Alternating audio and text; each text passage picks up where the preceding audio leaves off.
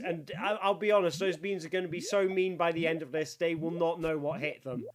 One thing I have decided to do for this evening's stream is set all the games to hardest mode. So you can see up above my head that there are 4 games in the shuffler tonight. So we've got 2 on Mega Drive, 1 on the Super Nintendo, and 1 on the Game Boy Advance. And we're going to be playing them all every time I group together 4 beans. So you'll see that's 4 beans, that's 4 beans, that's 4 beans, and that's 4 beans. And every time that happens, we're going to switch to a different game. So, I don't see any reason not to just kick off right away. Let's rock on. Let's throw caution to the wind. So I've got to quickly just change some settings in the shuffler so you can see some menu screens at the moment because I need to switch on all 4 of the games. Unpause the emulator, go back to full screen, and here we should be ready. Now there are a couple of moments where the game will switch, even though there aren't actually any beans on screen yet, just because those bytes are being used for different things. I think I found a way around that in the Mega Drive version, and I can't actually remember what it was I did, so I've not been able to implement that fix. But there we go. So we switched onto the Game Boy Advance game, Puyo Pot Fever, which is a very accurate version of... I had the GameCube game, and the menus look identical, except for here, they're very, very pixelated. Which is a strange look, but here we go. And I'm going for the hardest difficulty. So I think that means I go straight to the Hara Hara course. So I think we're going to immediately start on the most difficult levels. So here we are. Unfortunately, she doesn't have the voiceover in this, so I have to do it in her voice. Now that was in poor taste, letting that irritating amity go on ahead. But we proper ladies never lose our composure. Calmly, coolly. Oh, okay, I can't finish it all in time. But after all that, I still haven't got the foggiest idea of where to search. Boing! What? Who said that? Ah! And just who do you think you are, poking at a lady's behind? Boing, boing! Look, you turnip or whatever vegetable you are! I am not in the mood! You're just going to have to join me in a recreational round of Puyo Pop! There we go. This is, it's quite Shakespearean language in these games. So you see our first switch will happen now. And so we've switched into, this will be Kirby's Avalanche on the Super Nintendo. So this is the same game, but played with Kirby characters instead of whatever the characters in Puyo Puyo are. I think I'm supposed to go straight on to hard. I think if I start on normal, I won't get through to the end. So we're going right in. This is hardest difficulty, starting from stage 4, so that's the hardest starting point. Oh, what a mess! Must I clean up this entire forest? I'd worry more about cleaning up your avalanche skills first. Just sweet. I can't remember what voice I gave this character. So yes, if only Leon, if only real world conflicts could be solved like this. And we are going to probably come up to our first switch in this game now. Now, right now, I'm just playing to kind of show off. So the other nights I was trying to complete a specific Sonic game, and the swapping games were like a distraction. Tonight, I want to play them all. I want to get all of these. So the reason, it wasn't as if, they were actually a distraction the other night. It was more like, if you, So if you've got a really difficult game, it's easier to just concentrate on one game and just use the other games to kind of pad for time. Now, I'm not sure I'll be able to do this in this set of games because I think, like, there's not many moments where you can take your foot off the gas with Puyo Puyo. I can't do the voices for these characters because I don't know any Japanese, so I have no idea what they're saying. Also, I think I've set up the controls back to front on this one, so that's going to be interesting.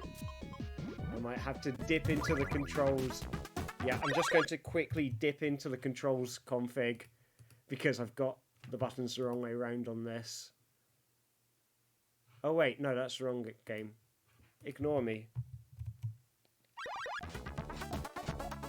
Oh, have I? So the Mega Drive's backwards now. Oh well. I'll figure it out eventually. I'll figure out which one's backwards. Right, so gonna get a group here, miss getting a group there. So I'm trying to sort of do something smart in whatever game I switch into. But I'm having to respond incredibly quickly. So what you're trying to do is you're trying to build up chains of beans so that one set of bean lands into another. So when you complete one group, it will fall down and cause another group to fall down. So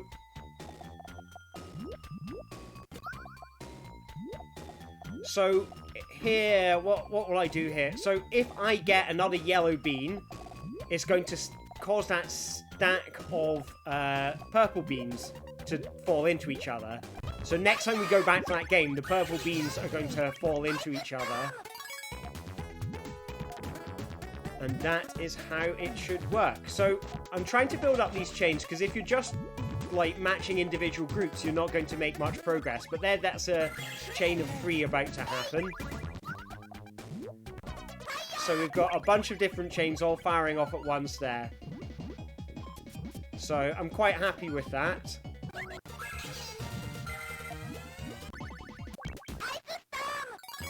I think because we already started on quite a difficult level in the Kirby game, it may be quite hard work to keep up with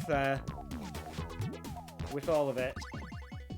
So, like, I've made a bit of a mess there. I don't know exactly what's next, and I have to figure it out by pressing buttons. But I'm already down 1 level. I'm going to use this as... Oh, no, maybe not. Okay, I'm going to have to wait for it to switch back into a Mega Drive game before I can change the controls for the Mega Drive. So like that. So I've got a very short period of time to switch over. See if that works. Oh no. Okay, try that. And see if that works better. So here we go. Wish me luck. Okay, so I'm down 1 level. Down 1 level on the Mega Drive, so I'm quite happy with that.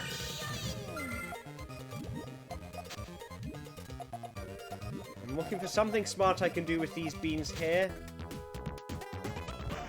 Okay, I don't know how smart I need to be on the Puyo Puyo Fever levels. Hey Chippy! Welcome to the stream. So it looks like it's close because the baddie's struggling with this game as well. So it might be neck and neck on the Super Nintendo right now. We could be very close to having yeah,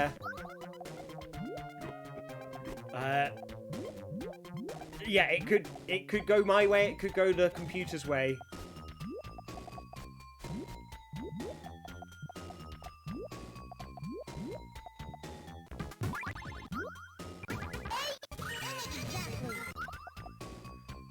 Okay, so this is good. I think what it is the 2 Mega Drive games are opposite ways round from each other. So one of them, I'm going one direction when I spin, and the other one, I'm going the other way. when I spin, which is not exactly making it easy. But hey ho, that's a choice I made for myself. So let's try and stack these into a chain. So you'll have a chain going on there. So I won't stay in Puyo Fever for long. Let's stack all these purples on top of each other and see if we can make something. So when a red goes in there, I think we should get a big pile of stuff. But I built a big tower near my spawn point, so I'm going to need to get rid of these quickly to clear up a bunch of space. But I think that's going to do a lot of damage. We've beaten our first, so we've beaten 2 levels, one in Puyo 2 and one in Mean Bean Machine. So that's good. 1 level down in both. And let's move on. Yes, I hope you're all doing well today, everyone in the chat. Hope you've had a lovely Monday. Or is it Tuesday? It's Tuesday today, isn't it? I hope you had a fantastic Tuesday. I hope you chewed a lot of things. Or made a lot of choices. That's, I think, what you're supposed to do on Tuesdays. So, let's get rid of that. And that's going to cause a chain reaction, I think. I think I messed up the chain reaction I was building there. So, not ideal.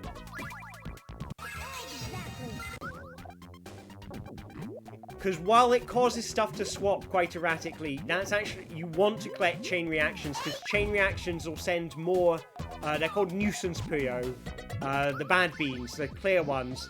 It will send more clear beans to my opponent. Okay, so this is, Puyo Fever has this mechanic called Fever Mode, where you build up enough charge, and then you'll go into a game mode where combos are kind of built for you.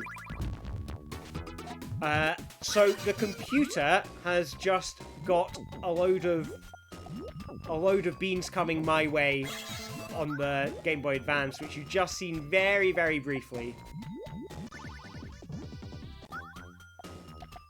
Now I could be very close to the win on the Super Nintendo, but it's so hard to tell.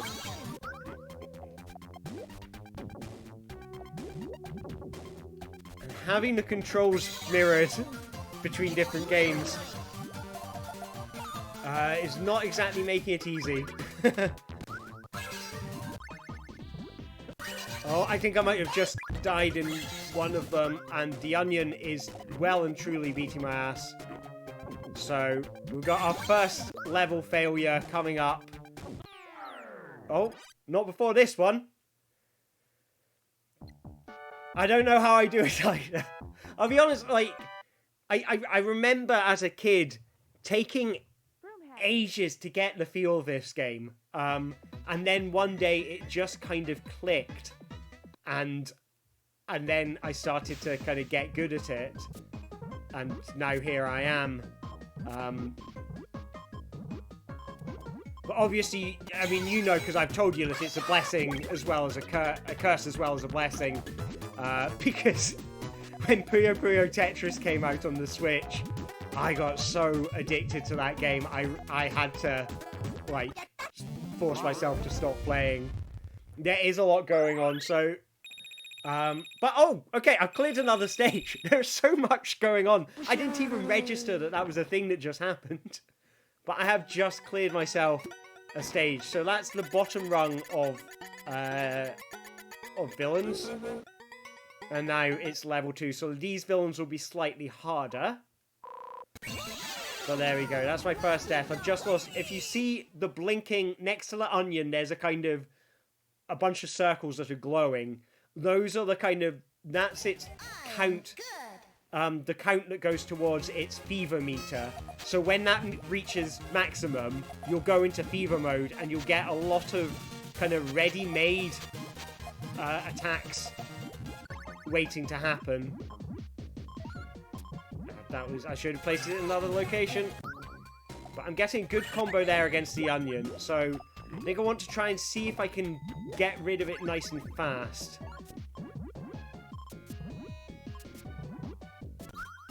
So I definitely want to put that there. I think that's going to cause a chain reaction. So we'll come back to that and you'll see all those blues are going to tumble into each other soon. So I don't know if my strategy will change. I mean, I'm sure it will because I have to account for the fact that there's a limit to how much information I can pass with this kind of, with all this going on. So I will probably have to strategize to kind of mitigate that. Mitigate being the word I have adopted as my favorite word during these streams. But that was a pop out of desperation because I didn't know what was going on. I just had to pop something quickly. Right, okay, so where do I want stuff? I want the purples on top of those greens. And didn't realise that's what I was going for. So I've messed up my own stream there, but let's see if I can pick it up. I'll be honest, it's hard enough to explain what's going on in this game at the best of times. But, you know, this is good commentary practice for me. If I ever become a sports commentator, it's good to show that I can commentate the sport while playing the sport at the same time. So, okay, so that's good. We'll have a stack of blues and a stack of purples. This should chain nicely. So I've got a nice chain coming in Kirby. On the Super Nintendo.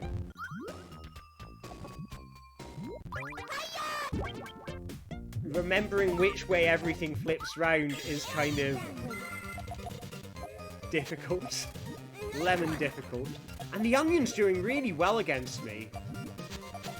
So I think what I need to do is possibly build up my fever meter soon. So it started attacking me, so that's a good opportunity for me to put an attack, because while there's stuff waiting to rain down on me, anything I pop is going to add to my fever meter. And as I mentioned, the fever meter is really good because you get a load of, like, ready-made beans for you. Which should make getting those chains nice and easy. So, it looks like I'm nearly finished with this guy, which is good. Let's see if I can keep it up. This is because the buttons are the wrong way round to what I expect. I'm placing everything in the wrong space. Okay, so I've just beaten the thing with the broomstick. The onion is on this... the onion's the only character you can't see. So in the game with the onion, you can't see... you can't see... I'm going to put in my name. Yay! There we go, Ali. I would love to see them put this into the next game. I mean, it's like... They could call it Puyo, Puyo, Puyo. Or Puyo, Puyo, Puyo, Puyo, Puyo. Like, however games it switches between, there's that many Puyos. So, the onion is the one, it's in this game. This is a game with the onion. And now it's gone. You might hear it say onion, onion, onion every so often. So I need to remember when I'm in this game, the controls are backwards. I set up everything in advance, but didn't realise that the two Mega Drive games had the controls swapped around from each other.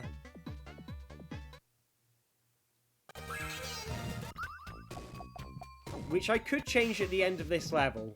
So, remind me to do that. If I forget, regret not reminding me. But on Mean Bean Machine, I will need to... I can get the password, change the controls, and come back. Okay, so I am in fever mode in one of the games. So I need to get a blue down there, and that's going to set off a big chain reaction for me on the Game Boy Advance. So that's just automatically doing a bunch of big chains for me.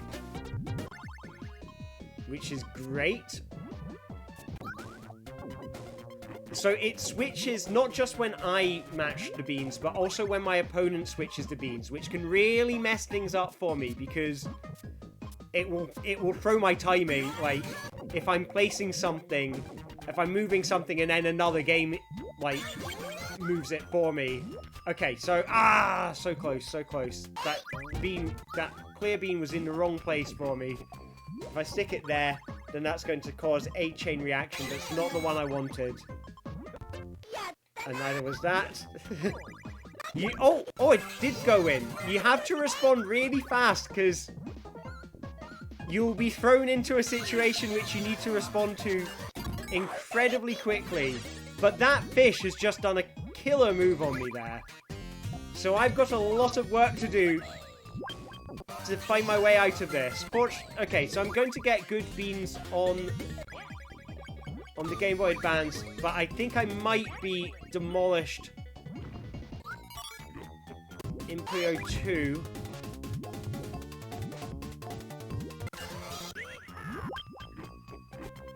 So, wish me luck, everyone. But this could be good. If I can connect this blue here, that should get a bunch of stuff against the robot. So that would be good. That wasn't ideal, that one. But if I kill the robot,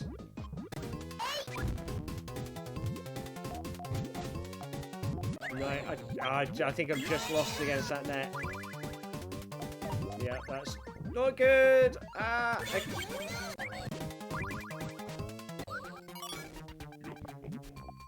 The problem with me being in fever mode is now it's really easy for my opponent to enter fever mode. So I'm going to exit fever mode, and they're probably going to enter fever mode. So I'm going to have a lot to deal with. So there we go. I've just left fever mode. My opponent has just entered fever mode. So I want to try and hopefully, because you can still die while you're in fever mode. So my hope is that the onion is going to struggle to pop stuff, and they're going to hit by the combo I've got waiting for them. Because everything they eliminate is just going to go into this big queue now. All makes perfect sense. So, okay, I think I've lost in... Yeah, okay, I've lost in Kirby.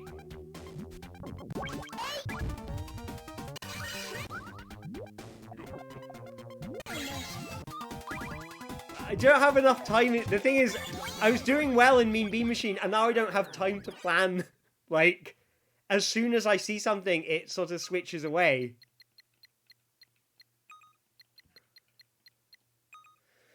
Oh, well. Keep it going. Don't stop believing. Hang on to that feeling. So, going up against a giant squid. Thank you for reminding me to change controls, by the way. I'm appreciating it. So this is the one who I'm going to defeat and then change controls. Yeah, that's down I go in that game. Oh, that could be really good. That could be really good. I've got something really good coming up in Mean Bean.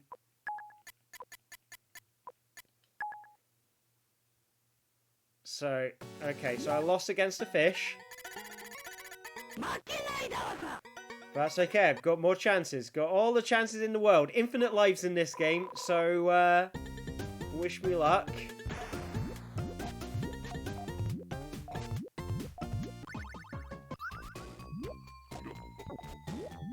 Okay, oh, no, come on, nothing happened. Okay, I think that's a good attack. I didn't have enough time to really look at it, but I think that's a good attack I've just launched against the robot.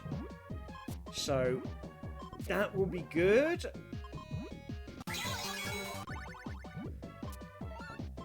But it seems like the onion is starting to do damage, so I need to prepare stuff. The onion might have me licked already, unfortunately. I can see defeat upon the horizon.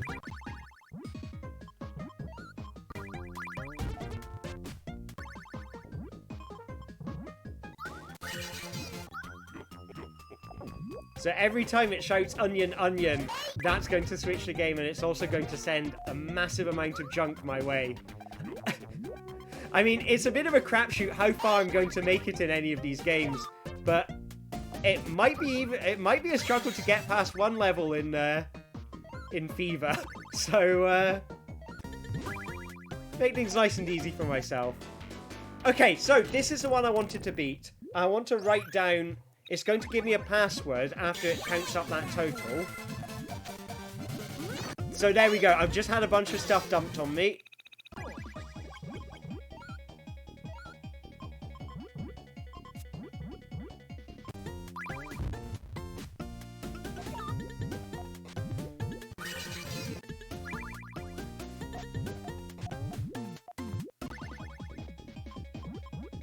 And let's see. Oh, I think I just put something into the place I wanted to put the other ones. It's that you don't have so much time to concentrate. So, oh my god. Ah, I just missed it. Okay.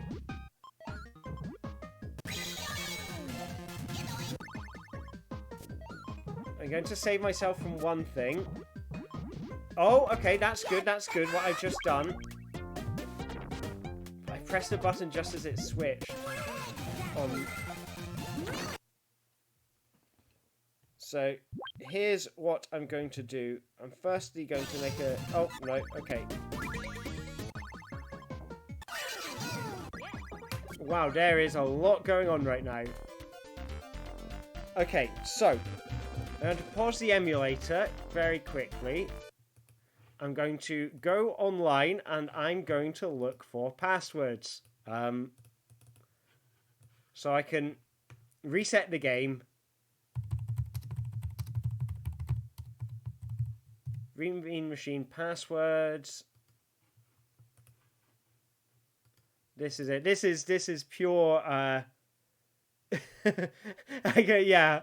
So I've not been able to concentrate on what you've been saying in the chat. So I can't see all four. I'm seeing exactly what you're seeing on screen right now. So hardest mode passwords. I am on to Humpty, which is green, yellow, green, clear. So I am going to, firstly, I'm going to remove the other three games from the randomizer. I'm going to reset this game. I'm going to go to the options screen and I'm going to change the options.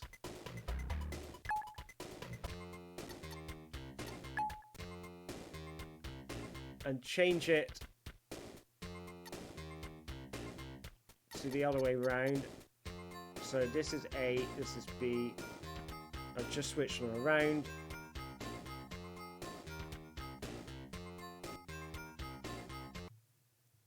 I'm going to set a save state there.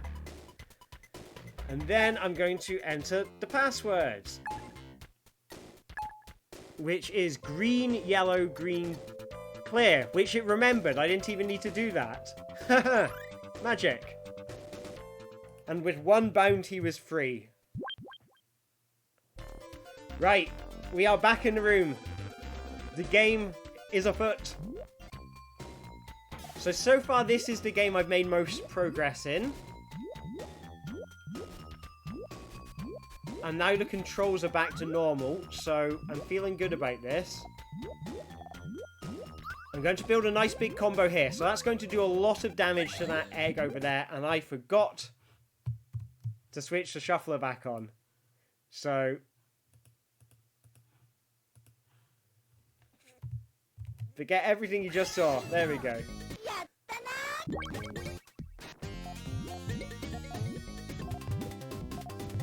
Now, I think it's still switching on the Game Boy Advance because even though it's a game over, the opponent's combo is still carrying on. So up at the top of, above the stack of beans, you can see the beans that are going to rain down on top of me. So, I wonder if can you see my cursor? So up there, up that part, you can't see my cursor, or can you? Okay, yeah, you can see my cursor. So where my cursor is, you'll see the beans that are about to rain down on me. And then where my cursor is now, so above the opponent's player, you're going to be able to see the beans about to rain down on them. So there's the beans going to rain down on them. And here's the beans that are going to rain down on me, where my cursor's moving about. And that will show you and it will show you the number of clear beans that are going to rain down. So clear beans are bad. You don't want to get clear beans, because clear beans, to get rid of a clear bean, you need to pop coloured beans next to it. So there we go. The onion has finally won. Well done, onion. So I've still failed to beat even one stage on the Game Boy Advance. So let's keep this going. I can do it. I believe in myself.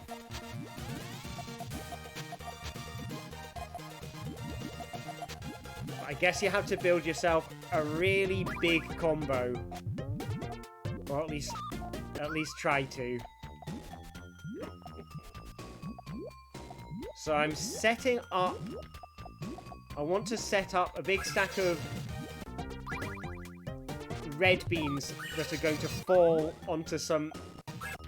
So, okay, so I got rid of the yellow beans. That's possibly taken away from a combo I was building up. So, what's next? Okay, so I can build up a stack of reds there. What else can I do? So, building up... So that got rid of a load of clear beans. I'm going to set up a combo there in that previous game. So, because there were beans waiting to rain down on me, and I got... and I popped some beans, that means that I get points towards my fever meter. As we talked about earlier, the fever meter is good, because the fever meter lets you rain down beanie goodness upon your opponent. However, while I'm in fever mode, it'll be easier for my opponent to also get into fever mode. So it's a pretty scary balancing mechanic.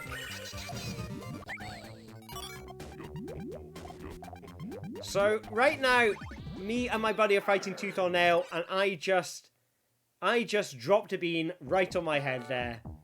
So I guess I've only beaten one level in the Kirby game.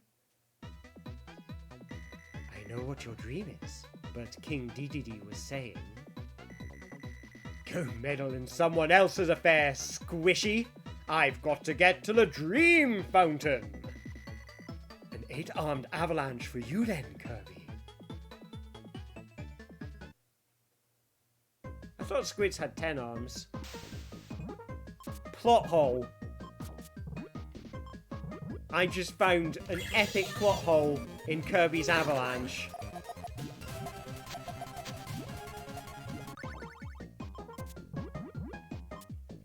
Gaming plot hole moment. Now I'm going to become a viral sensation. Viral sensation's a strange phrase. Because it's like, if you say, I'm having a bit of a viral sensation, you know, that doesn't sound good. But if someone is a viral sensation, it is good. Like, I don't understand the logic of that.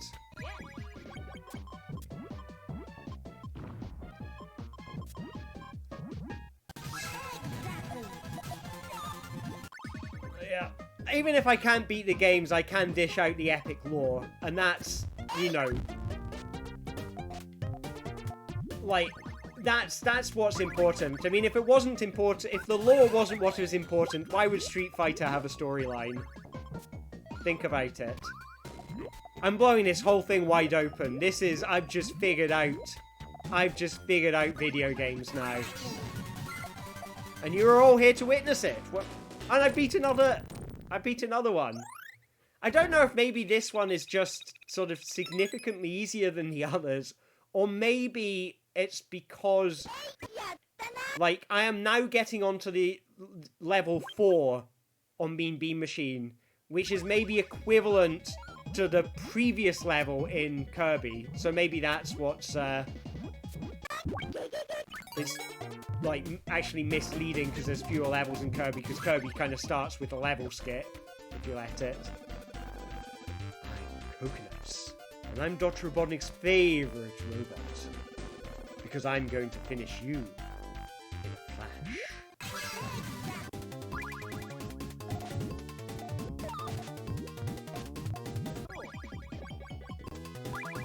Oh! That could have worked. I mean, it probably would have still got me beaten by the mummy. So, I don't feel too bad, but... Oh well, live the dream, that's what I say. Gotta keep on living that dream, believing in self. Bring on the chaos! Punch a fish to make a wish.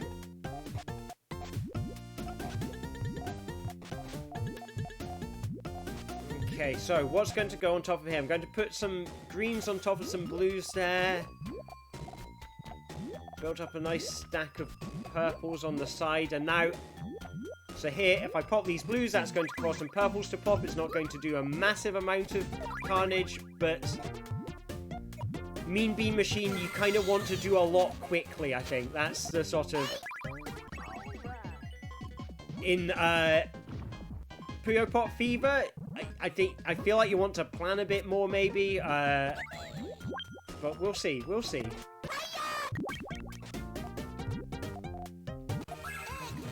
Okay, let's keep this going, keep this going. Okay, I was not concentrating there. I was not concentrating, and that's what happened. I brought that upon myself. That is one tough squid. Is this the Squid game that everyone's talking about? I could potentially. I could probably build that in. I mean, it would be a bit more complex because each game's going to be storing that data in a different location. But and probably in different ways, but I could probably put that in. That'd be quite a neat thing to do, actually. And it is quite good to get those kind of metrics on screen so the audience can see, so the audience can follow along, because I appreciate it can be quite hard to tell how much progress I'm making and how much progress I feel like I should be making. So let's... So I feel like I'm doing well against the fish, because it's not got a lot of opportunities to build combos, so that puts me in a position where I can focus on building combos. But you see, I switched something I didn't mean to because I was kind of under... The timing of it kind of messed me up. As in, it switched just before I wanted to do something, and there I go. Beaten by an onion again. This onion will be the death of me, I think. This is one tough onion.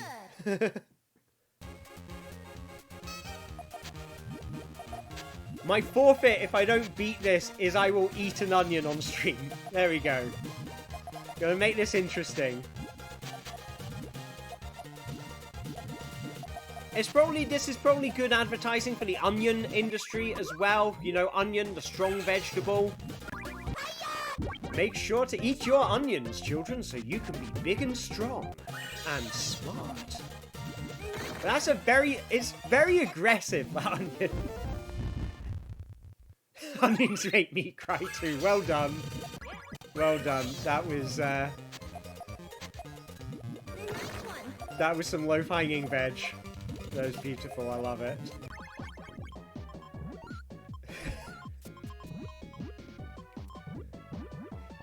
So, okay. What have we got? What have we got in the bag, Alistair? Placing some beans. But I did beat the fish. So that's good. So that's... 3 enemies down in this one. We got some cats. Ah, thanks for coming along. Thanks for coming along, Leon. Really good to see you. Thanks for watching. I hope you enjoyed it. Much appreciated. And you have an awesome evening. So, what's next? Where am I? Okay, so stacking up some yellows. So I can hear the onion is doing something, but I've not had a chance to kind of parse in my mind what it is.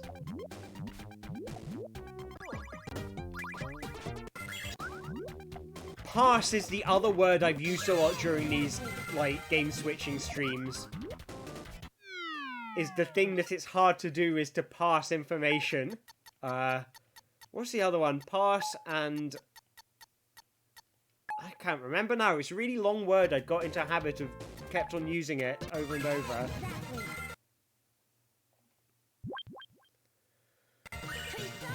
Precisely. There is a lot going on. I'll give it that. So if I can praise some... Okay, I'm trying to think what combo can I make that will end up launching the chain and building... The thing is, I start commentating on a game and saying, oh, I'm doing this, I'm doing that. By the time I do anything, the game's already swapped. So, I can appreciate this is kind of... I wonder if you were to do this on television, you'd probably want someone separate commentating. I'll see if the guy from Robot Wars is able to do it. The guy who also does the football. Obviously, I'm going to have to make some famous friends first, but, you know, I'm a nice guy. I can schmooze with Des Lynam. Right, so that's going to launch a good chain there. The onion is in fever mode. I do not have a lot I can respond to. So I'm going to hope that that lands me into fever mode after it lands him into fever mode. The thing I need to do to avoid myself eating an onion might be to focus really hard. Oh no! So I'm wasting my moves in Fever against the onion. I'm wasting my moves against the onion, and I'll explain why. It's because my moves are hitting it before it's hit mine, and if mine hit after, if my matches come second, then there will be beans waiting to fall on my head, and I can make matches to build up my fever score, and then I'll go into fever mode next, and that'll be a good way to get rid of the onion. Unfortunately, I have timed that wrong, but it does give me a good idea of how I might be able to strategize my way to victory. So here, you can see... So, I'm just going to pause it quickly. Up here, where my cursor is, you'll see a bunch of beans waiting to rain down. If I make matches in this game while there's stuff waiting up here, then that'll give me a point towards fever mode. Once I go into fever mode, then I'll get a lot of matches really quickly and will be able to rain havoc. So the music at the moment is going all funky because my opponent is in fever mode. So I hope that makes sense. You get the explanation here. This is it comes with built-in tutorial. If you ever want to make the same mistakes I do.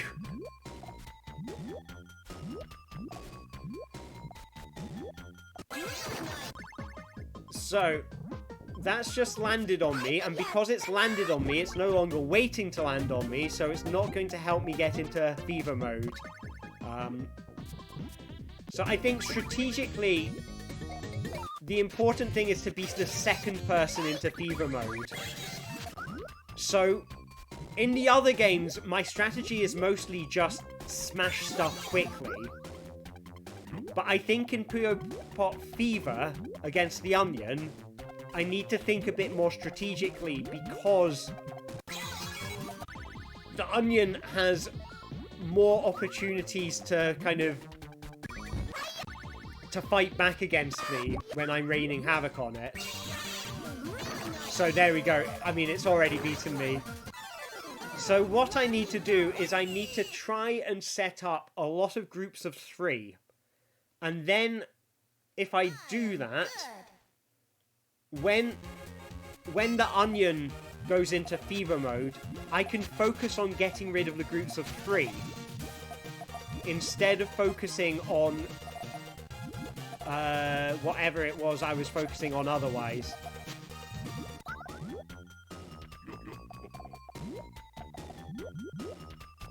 So if I get a group of yellows, I'm going to do really well. Okay, the Onion has already... But I've got my group of yellows, so I think I'm going to do a lot of damage against the Davy Crockett robot. Is the Onion harder than the other games without swapping games? I don't know. I mean, I want to say no, but it could possibly be. I mean, I've not really played this game on Game Boy Advance much, but I mean, it looks identical to the the GameCube version, but at a lower resolution. But I'm pretty sure I have beaten that on the hardest difficulty, and usually, like, the first few enemies are quite simple in that. So I want to say it would be quite straightforward.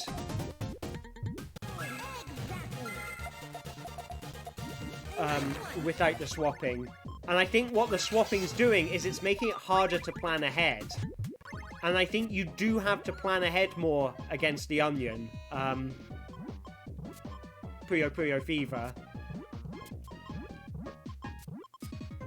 Which is interesting because I've always said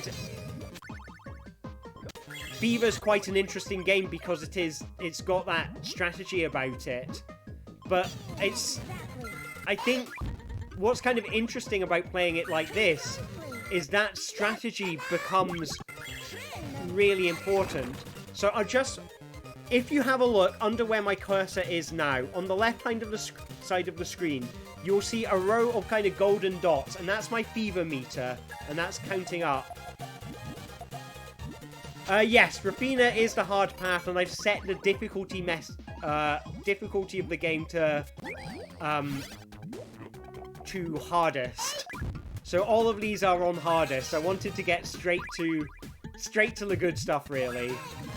But I think even then, like, just because I used to play this a lot, I would say I'm probably under normal circumstances I would be getting past this level quite easily. Whereas that one, Mean Bean Machine, and I think Mean Bean Machine, you just have to build up combos fast and get them in first. And I think it's the same with Kirby's Avalanche, because it has the same mechanics, and it's almost the same with Puyo Puyo Sue, which is the one where I was beating the fish.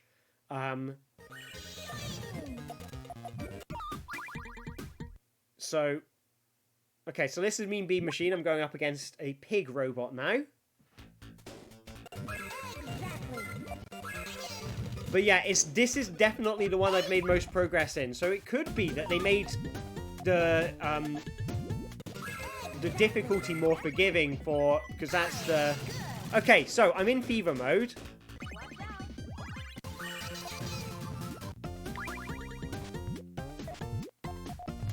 I'm in fever mode. I've got a lot of stuff waiting to launch, but I can't... Oh no, okay. Okay, so I'm not going to do great against the Onion now, because the Onion has... I've wasted a step of fever mode on it, so you get a limited amount of time in fever mode. But I'm doing well against the Squid now. But you don't want to waste moves if you can help it.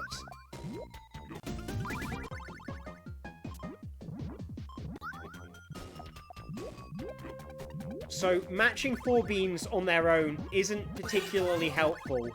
But matching 4 beans as part of a combo is really helpful.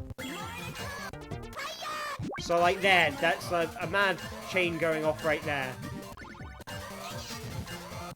And a mad chain going off right there. And that should hopefully land a bunch of damage on the onion. So if it can't fight off against this, then that puts me in a good position where I might beat the onion and save myself from having to eat an onion on stream.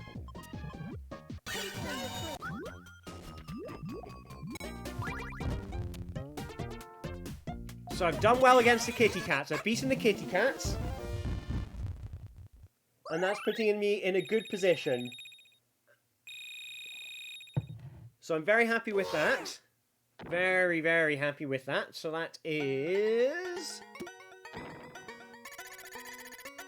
onto the 3rd rung of the ladder.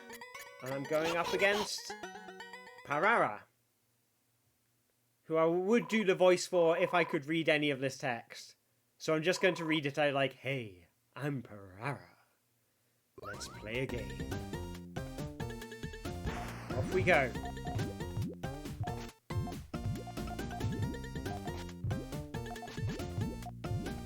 Right, so, trying to build up combos. I'm not seeing... I didn't feel like I was getting much that would help me build a combo there, which is frustrating. Okay, so I've just left Fever mode against the onion. And you can see it's just taken a bunch of damage. However,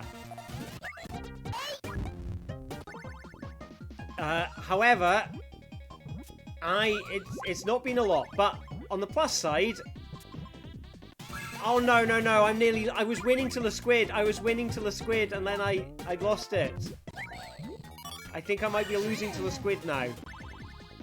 Yeah, I just lost to the squid. I was finally doing well against the squid. This squid will be the death of me. I'm not going to say if I lose to the squid. Ah, Parara was a merchant in the... I'm guessing that was in the RPG game that the Puyo Puyo series was based on. Which I find such an interesting thing that, like, it's one of these things where the spin-off is bigger than the original thing. Like Frasier. It's the Frasier of video games, but, like, the Persona games are the same kind of thing, is that they're a spin-off of Shin Megami Tensei, and I'm pretty sure Persona is bigger than Shin Megami Tensei now. I may be mistaken, it might be Shin Megami Tensei is huge in Japan. And it's just, yeah, Persona, like, is big in the West. But,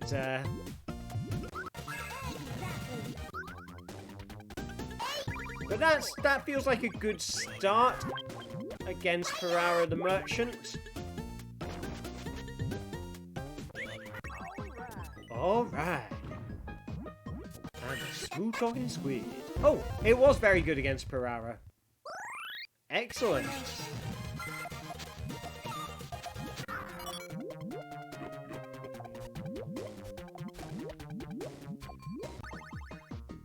Ah, I just lost an opportunity. Oh no, but gained another one.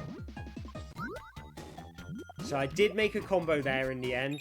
So it's good to get a combo and clear a lot of clear beans is really helpful. So I am pleased with this progress. This is good progress.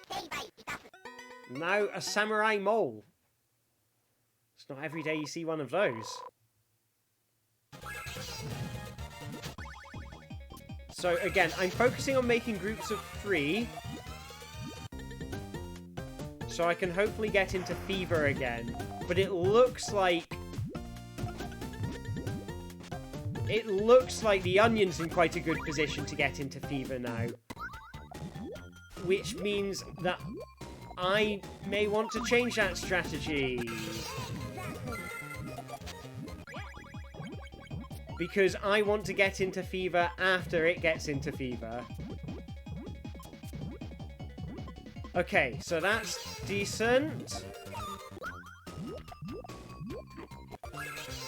That's not.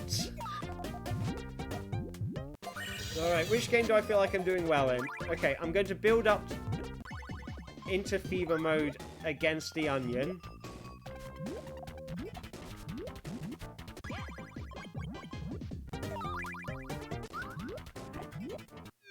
Yeah, down I go.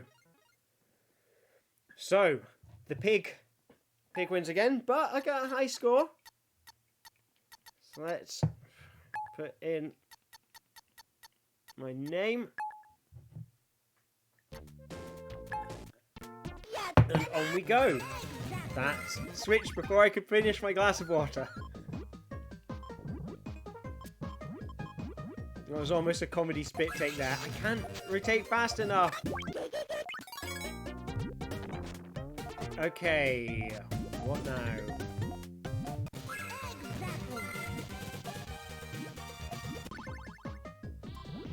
Okay, so I built up a bunch of fever points against the onion, but it is going to land a bunch of stuff on me. And the mole doing its job. Well done, mole.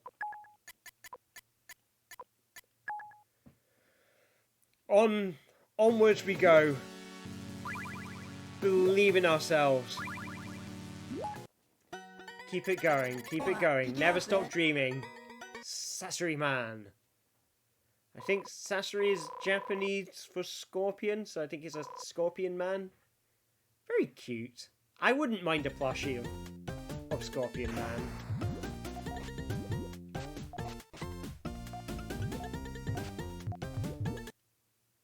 Okay, so he's just popped something, I believe. Yep, I just saw it back. I can see the live stream next to me, and it's like 5 seconds behind me, so I can have a look and see what just happened. Because sometimes when the opponent, I'm not looking at what the opponent's doing. So when the opponent switches the game, it really takes me by surprise.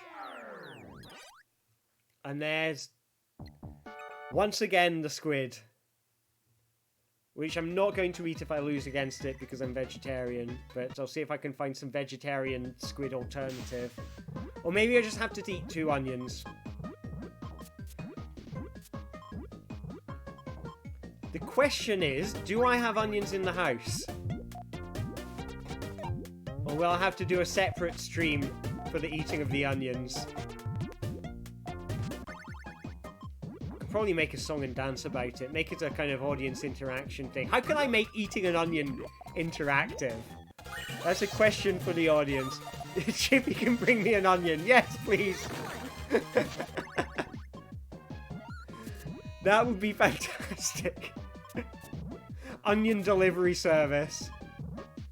Okay, so if I can land some greens against the squid, I think I'm going to do well against it.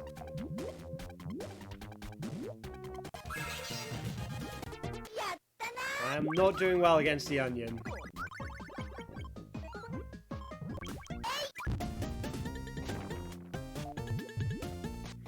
Okay. So, does Sasori Man have the better of me here? Oh my god, the onion has... This onion is destroying me. Come on, come on. Okay, so that's a good combo. That's not a combo, but it's still nice because it's going to clear up a bunch of stuff. As is this, but I really want to just get a green. This is... So, ideally, you don't want to be going, oh, I want this colour to come up, I want this colour to come up. If you're waiting for a colour, it's not going to come up.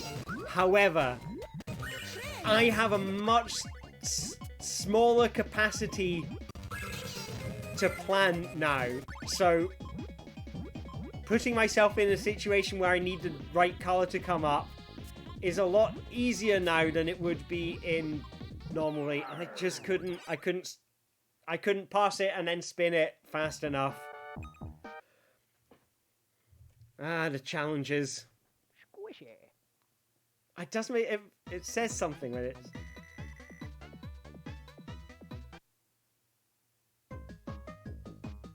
have to keep an eye, like, keep an ear out, because it says stuff, and it says stuff really quietly, but it's like, squishy. Which is quite fun. I like you, Squid. You may be defeating me, but you're fun. You're a fun squid. Okay, will this be a combo?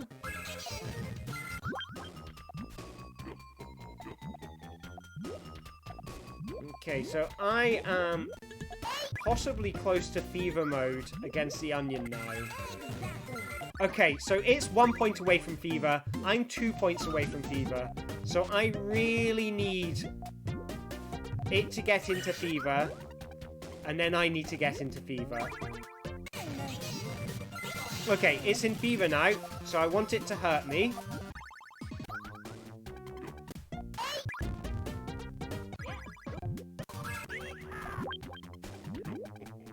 A lot going on. It is very hard to concentrate. And to kind of plan ahead is really tough. Because you start building a combo, but then when the game, it switches to the game where you wanted to launch that combo, it's already swapped game. So, is this, no, that might be okay. I don't know if I move. Great, I don't know what button I need to, I don't know. Is that good? It could be good. It could have turned good. Okay, so the onion's got stuff about to rain down on me, and I was unable to create a situation. But, okay, so I've got another couple of chances, possibly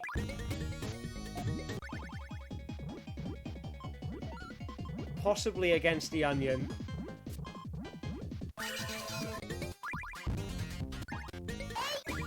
And the thing is, I need to press down when I'm in the onion, but not in any of the other games.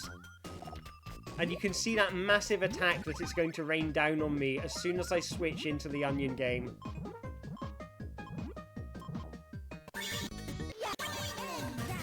So, no, I needed one more match. One more match and I'd have gone into fever mode against the onion.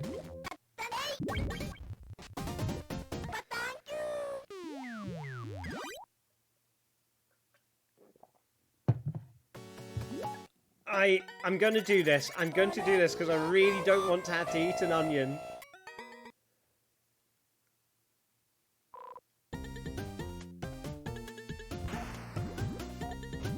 I'm trying to think if I have any other vegetables that I could eat if I can't get to the onion, or just I have to just make it a kind of onion stream or something. That's for a couple of weeks' time. That's the next stream I do. I will play a game. Well, every time Sonic collects a ring, I have to eat an onion. How about that? Okay, this could be good. That was bad. It's so hard to concentrate because, like, things will be happening, but you just can't. You can't plan ahead as well as you want to. Like, you can't go. Okay, then I'm going to launch that. Then I'm going to launch that. Now we've got some fun while the onion continues. Oh, to get this far, you must have amazing skill. Tee-hee-hee. Oh, yeah! Try and figure your way out of this!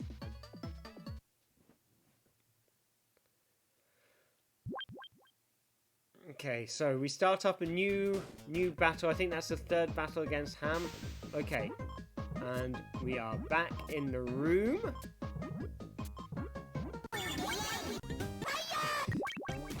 But yeah, that onion combo is going to go on and on. Oh my god, you can see how much stuff it's stacking up against me. That onion is very good at the game. Look at all those red beans. Look at all those red beans up there.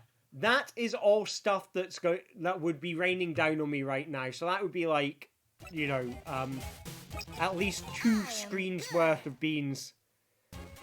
So when there's beans waiting to rain down on you, if you match beans together, instead of raining down, like making beans to rain down on your opponent, they will eat away at the queue of beans waiting to rain down on you. So you can defend yourself from getting beaned.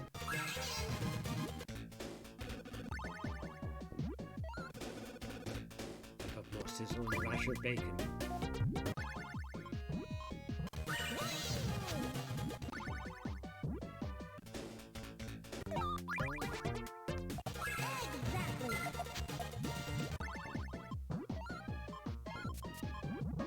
Right.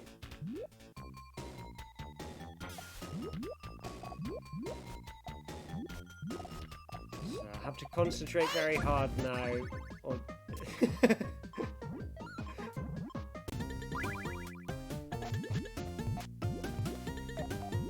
you don't get a lot of time to soak in, like, what's on the board and what would be a good move.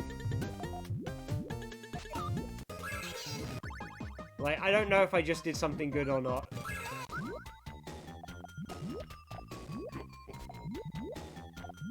Okay, so, what's going on here?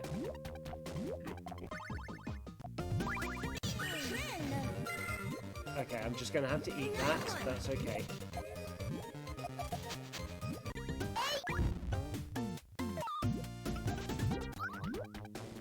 So it might be a good idea to launch a bit of a volley at... Or no, I should avoid launching anything at the onion and just hope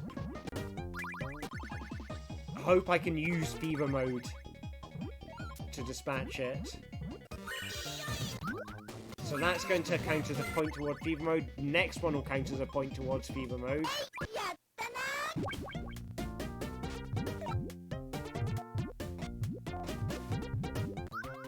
Okay. No, that wasn't good. That wasn't good. I can see the harpy is crying. I can't see what's going on, if the harpy is doing well or badly. But okay, so I'm going into fever mode. I was not able to respond fast enough to the harpy. Okay, so those are bad choice of beans. So I've gone into fever mode, but I have a difficult set of beans to work with.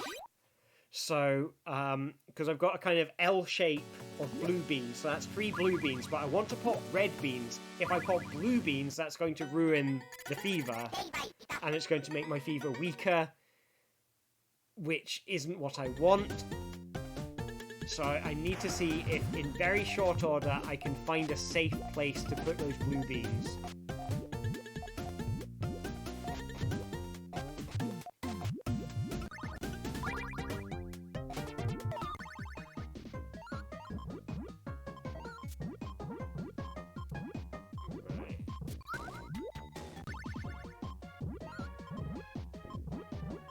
Okay, what do I have? What do I have?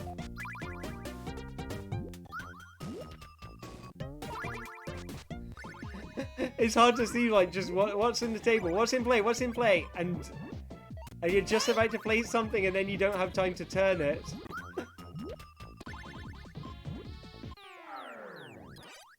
Where's my fever mode?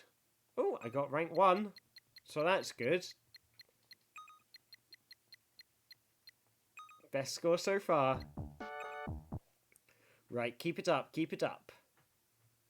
Oh, that thing on the right looks fun. Right.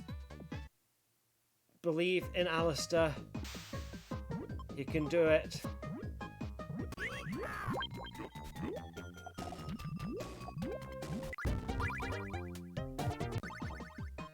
Don't know if what I did was good or not. That's good. Okay, that's good, that's good. I don't have time to explain why it was good, but I think I just did something good, so I'm happy.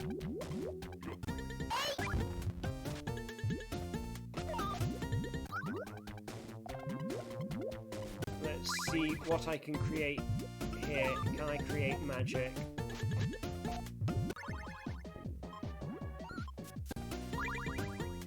I don't know if that was good or bad. May have ruined something.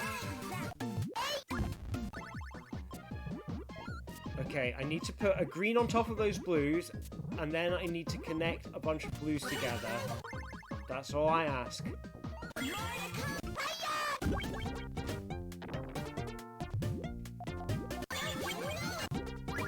But you see, I'm sending a lot of good stuff to the onion right now, and it doesn't have many opportunities to defend itself. So this could be me. This could be me defeating the onion now. I need a blue. Give me a blue. Please, please give me a blue.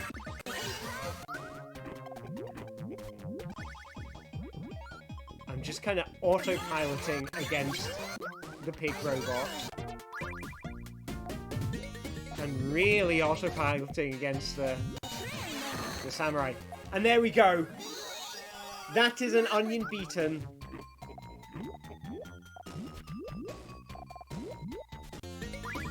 My arch nemesis finally defeated, my Moriarty. Yes! Oh my god, I thought that would... I really did not... I thought I was going to have to eat an onion. So, I mean, audience, you're going to have to do more if you want to get me to beat an onion. I think... They were speaking in German. That was fun. I didn't have time to read it. I speak a tiny, tiny bit of German. Like, I did it in year 8 and year 9. So I did 2 years of 1 hour of German a week. Give me a break. Like I would really bow down to you, whether you want to or not. You're going to tell me. So let's settle this in a game of Puyo Pop. Now saving. Don't turn off the power. Right, so I'm going to try the same thing again, which is just try to build groups of 3. Accept defeat at the hands of a samurai, because I just beat an onion.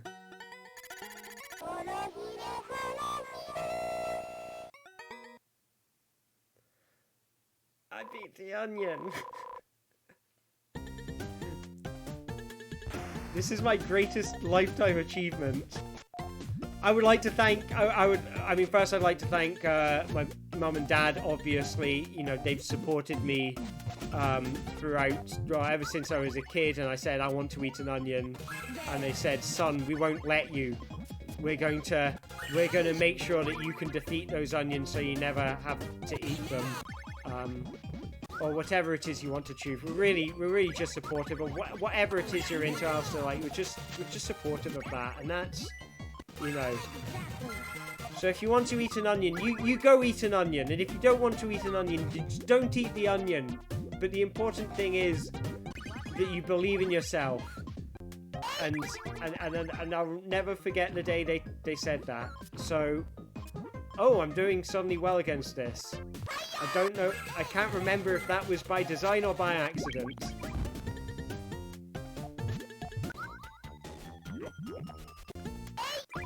I think I'm kind of starting each board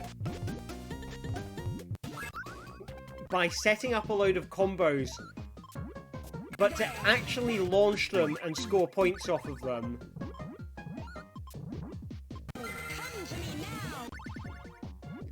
To actually score the, like, launch them and score points off them, I have to do a lot of kind of quick thinking.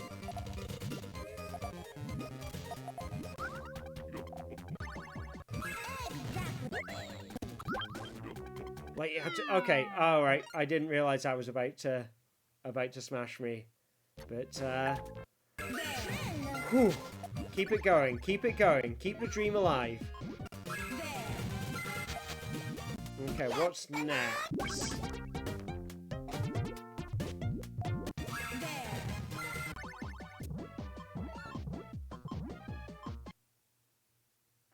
Okay, fighting the pig again.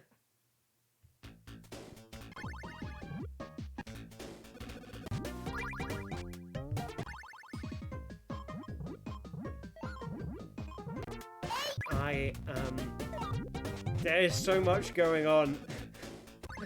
I can't keep track of it all. Okay, I think I'm going to lose against Klug really quickly. Klug is the new onion. I might just call it the new onion just because you know what game is the onion game now.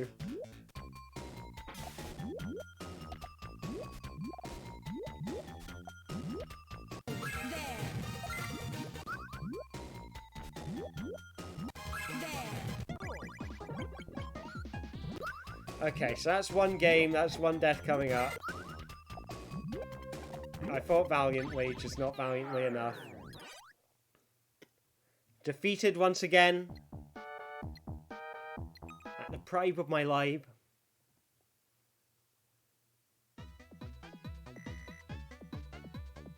Believe in self. So I try to focus on whatever it is I need to focus on. Okay, that I seem to be doing good against Klug very suddenly. It's hard to tell the difference between, like, doing something... Oh, I've got something that's good in the moment and something good long-term.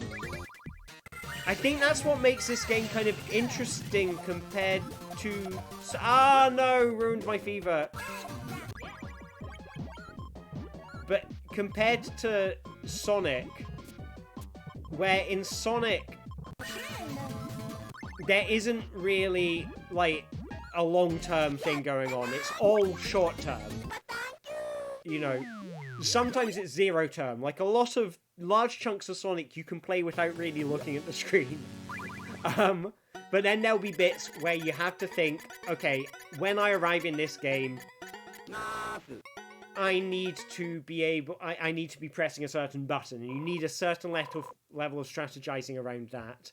But here, you have to, like, it feels like you have to build up combos that would make sense in a situation where you didn't have a lot of time to react to them. So you need to build up combos to win. So that's like chain reactions. But you also need them to be simple enough that you can launch them without really thinking. Like, I'm just wasting my fever mode right now because I smashed the wrong set of beams. Because I was just responding in the moment. I was like, okay, that goes there. Go, go, go. And it does, like... It does really change the nature of the... It does change the way that you play the game, where you can no longer plan quite so much. But you can still plan to a certain extent.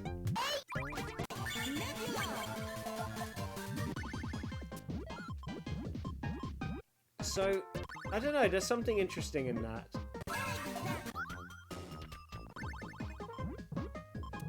What's going on now? Okay, so this blue guy I may be doing well against.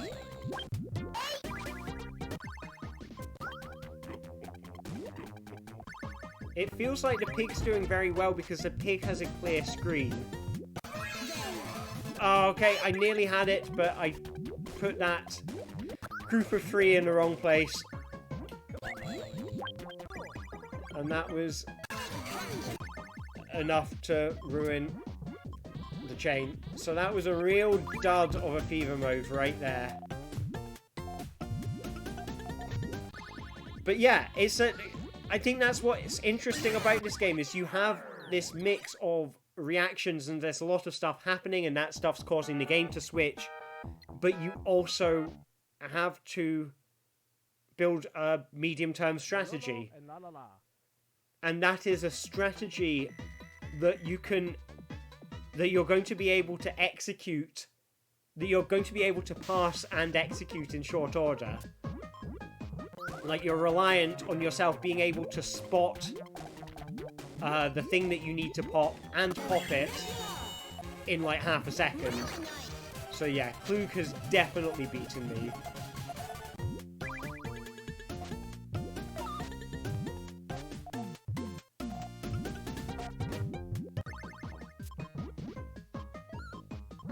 I'll try to refer to Klug as the Onion just so you know which game it is.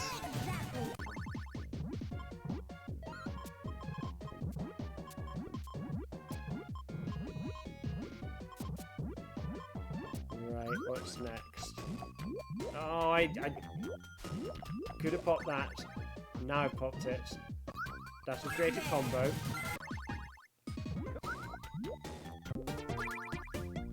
Should try and just, like, give up against the onion because I am just wasting my time. So he's about to get into fever mode, and okay, there we go. It's a gift. Oh wow, you're watching on Google Translate. I am good. Awesome. Well, Rafina, I don't want to praise myself, but since I've always been on top of the class in magic, I've already located his whereabouts. Oh, really?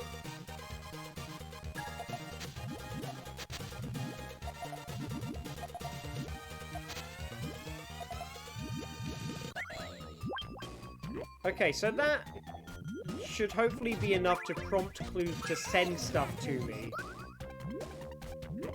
So that was, like, I kind of popped that because I didn't really have any other options. I didn't want to, but it could turn out to be quite a good move because it's going to create a situation where hopefully Plug is sending me stuff that I can send back to him.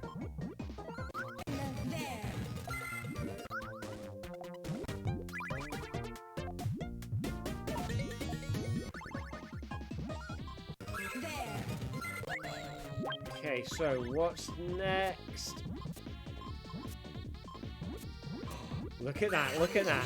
I mean, I think this is a board that I'm losing because you can see how well those two twin things are doing.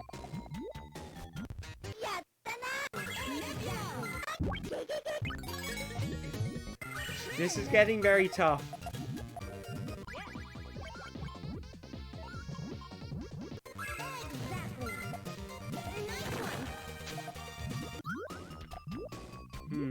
Okay, what's next? Nope, down I go. Down I go. Come on, believe in self.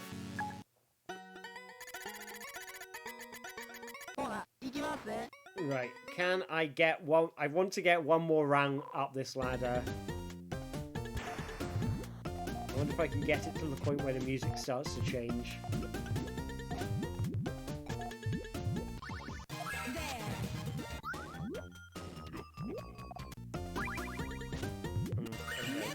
Was that a good idea what I just did in Kirby 2?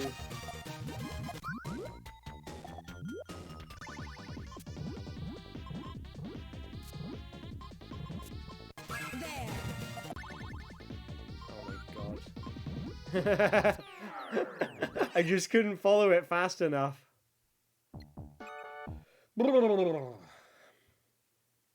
Believe. Be the beans. Be the beans.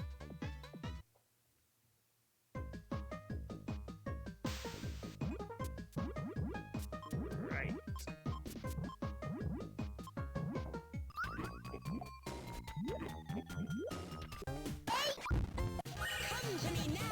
When I get something quiet starting to happen, I'm going to take a look at that translation. But right now, I feel like I really need to concentrate.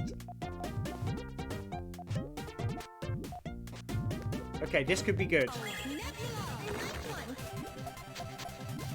No.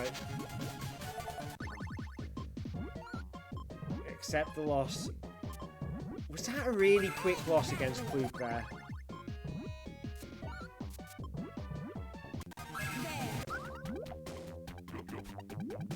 Well, I know I'm just going to lose in against Klug the Onion.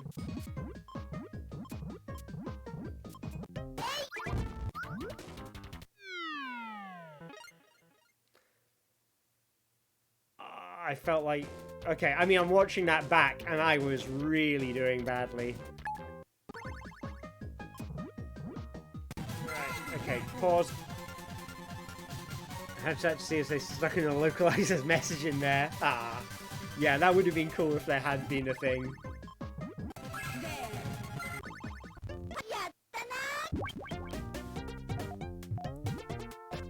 Like a little, if you can read this, you're using Google Translate.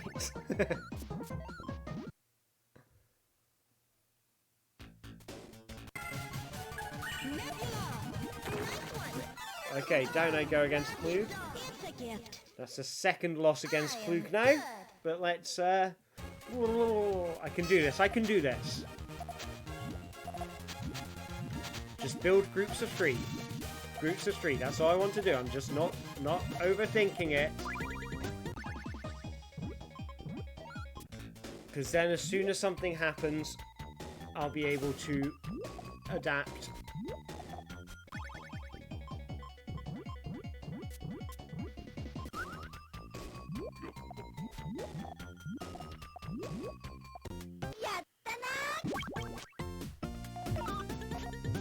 Okay, that could be alright if I can get some blues in the right places.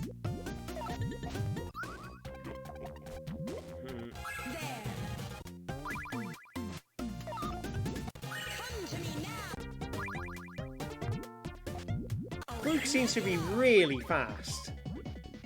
He gets stuff going so quickly.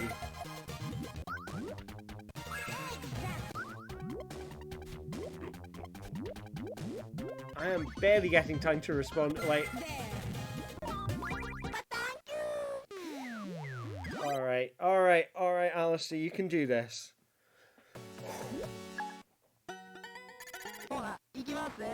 I can beat Sasori, man. Come on. Right.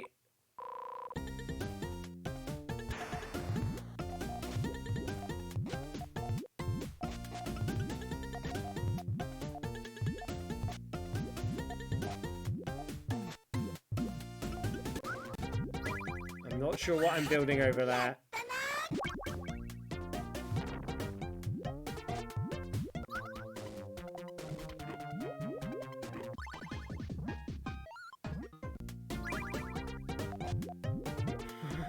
What is good? I don't know anymore.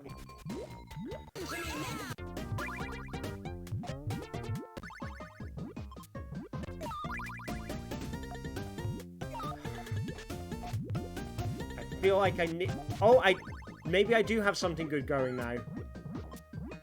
Just the right bean at the right time. No, that won't make a combo because there's a 3 there and I want there to be something bigger.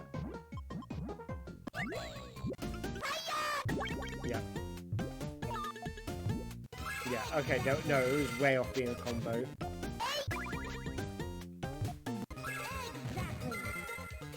But you can see I am about to go into fever mode against Clues the Onion, which is very good. I'm very happy with that. And so that match will bring me into fever mode.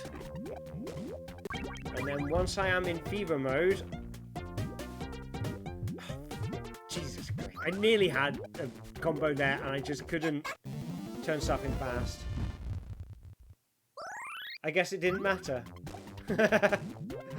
I was like, oh, I've just messed it up. I had this and I just messed it up. And actually I was A-okay.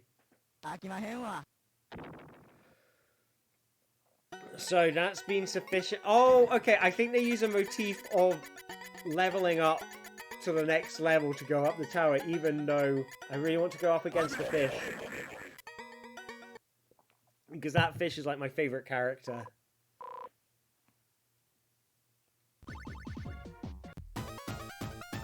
And we got a change in music. So that's good. I was hoping for a change in music because that means I've made progress. And that's me dead. Okay, so I think that's a good thing I've just done. So I've gone down in this game. That's okay. I've gone down in Avalanche. Not a worry. Not a worry. Because I'm about to go off in the world in one of the other games. But I know I'm meant to remember to do something as soon as it switches. And I can't remember what the thing is. I was like, make a note, Alistair. Make a note to match such and such to such and such. I'm like, nope. That knowledge is gone. Fortunately, Fever is looking after itself, which is good. I think I had a really good combo that I just ruined. But maybe that's just something I have to accept in this game, is that I will do that from time to time. I could have had a longer combo there if I'd responded quicker. Actually, no, I couldn't. Okay, and the reds go there, so that's good. If Klugly Onion cannot respond to that, then I will have beaten him. But if he's got a bunch of stuff stacked up on his side ready to launch, he could come in and make things worse for me. So that's the state of play right now. So keep an eye on Klugly Onion. This one again. Let's have a better go at this.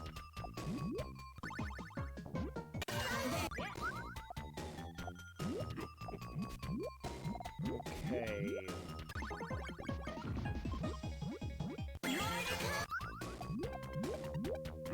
Oh, that's a nicely placed purple. Not that it mattered in the end.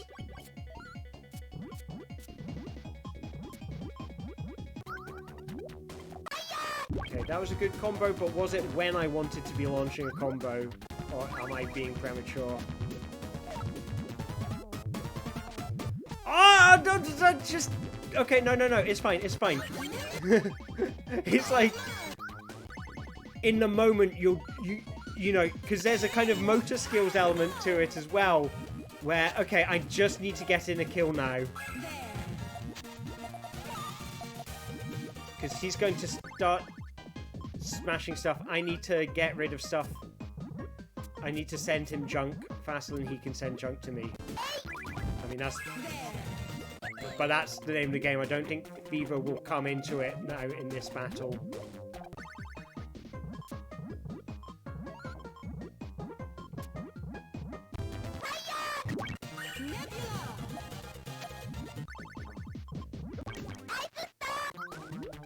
Okay, so we've got a lot of combos going on right now.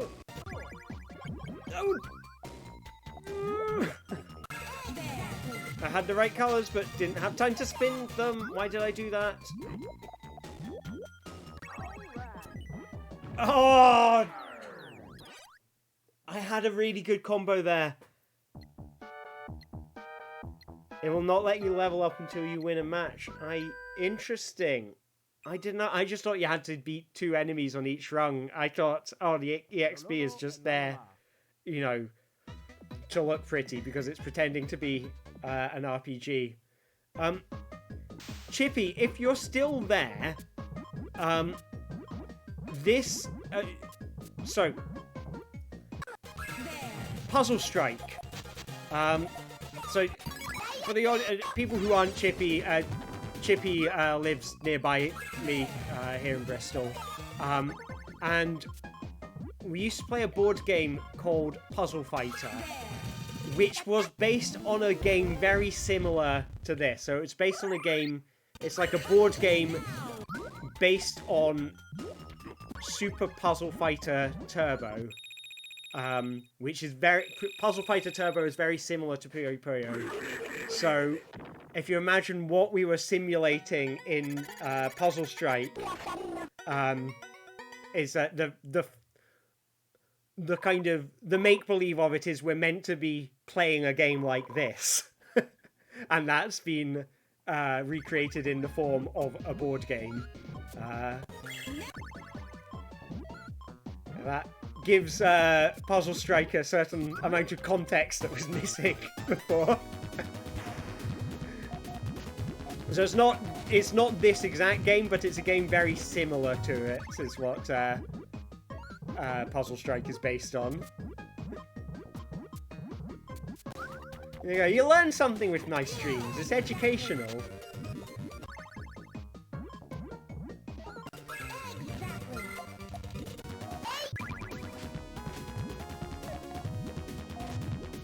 And they say edutainment is dead. But I don't think they do. Edutainment died when they gave up looking for Carmen Sandiego. Well, did he try looking in San Diego? We did not try looking in San Diego. Huh. She was there the whole time. She lives in San Diego.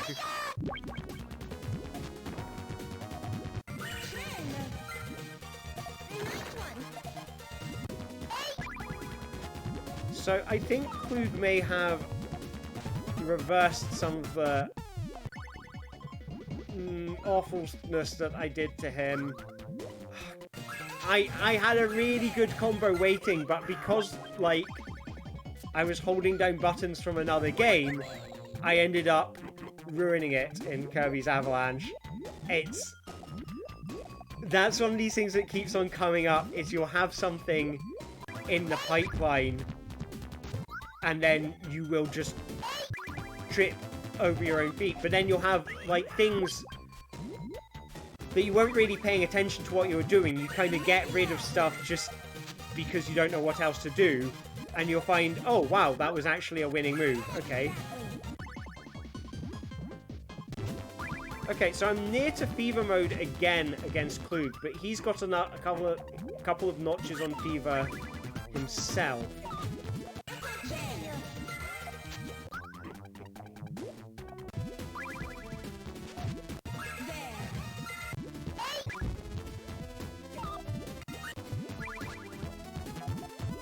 I guess the thing is, you don't always want to be matching things. Sometimes you want to do stuff. So it is Fever versus Fever now.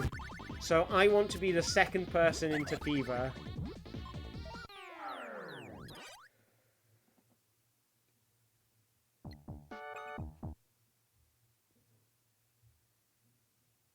If you defeat all opponents on the floor and still haven't leveled up, you face that floor's secret opponent. Wow.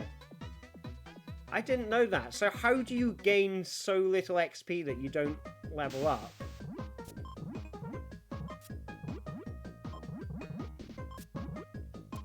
I had no idea about any of that. That's really cool.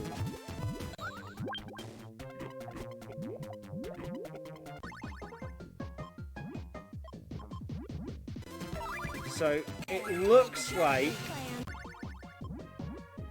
the Puyo 2 opponent. Okay, so am I just about to go into Fever now against Klug? So he's just gone into Fever. I need to get a group of 3 by the time after he launches his next thing.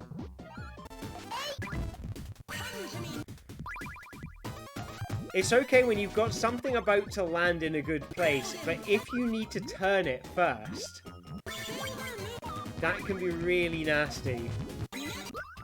Because, like, I just moved something. I don't know if it was a good move or a bad move. The fact that it switches when your opponent does something, I think is possibly harder to deal with than the fact that it switches when I match a group. Is that it's out of my control. Okay, so I'm into Fever mode. I mean, I could, as a test later, see how it works out if the opponent's switches don't affect me at all, and it's just a game of keep track of so many games at once. I'm going to get rid of that, even though, okay, I want greens, and Fever's not giving them to me. Oh, no, it does give me greens, and I need to, no. Okay, I messed up my own thing there. Oh. Defeat your opponents without making large changes and slow enough to get a low time bonus. Wow. Okay, well done on reaching that. That's, but yeah, that takes serious work. Okay, let's keep this going. Keep this going. Believe in Alistair. Right, so. Oh, I was doing really well in Puyo 2. And now it's just totally turned away. I guess I wasn't able to capitalize. Maybe I should have focused on, like, getting more big combos in. Oh, that could be good, maybe. Okay, I might be doing alright against Onion Klug. But yeah, look, that one I was doing so well on.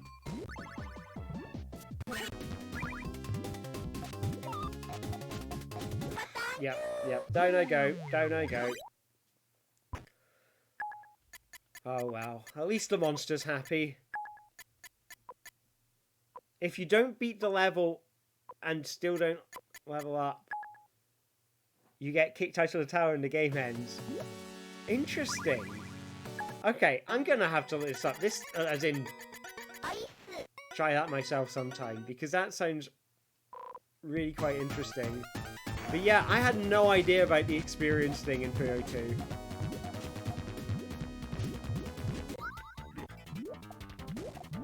Oh god, the pig has me against the ropes. Again. So I'm trying to figure out which game I've got furthest in. And I think it's Puyo 2. Because I'm in stage 6 in Mean Bean Machine, stage 8 in Puyo 2. And in Avalanche, I think I'm still on stage 6.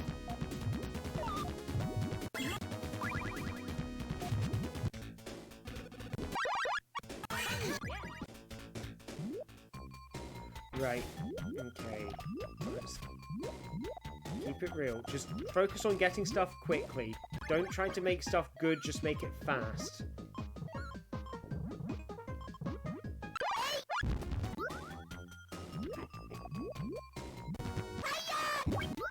Doesn't matter if it is good, it only matters that it rocks. The main thing that we do is to rock your socks off. There's no such thing as a rock prodigy. Rock and roll is bogus, right, KG? Right.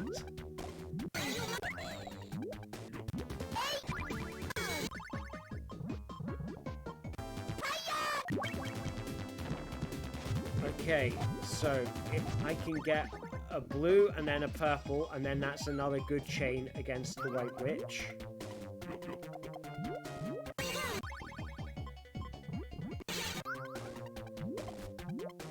Just live in a moment. Live for the quick ones.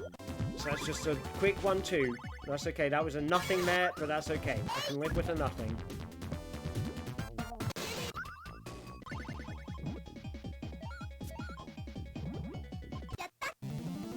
Okay, so I beat the witch. I'm on to stage 9. I'm definitely doing best in Puyo 2.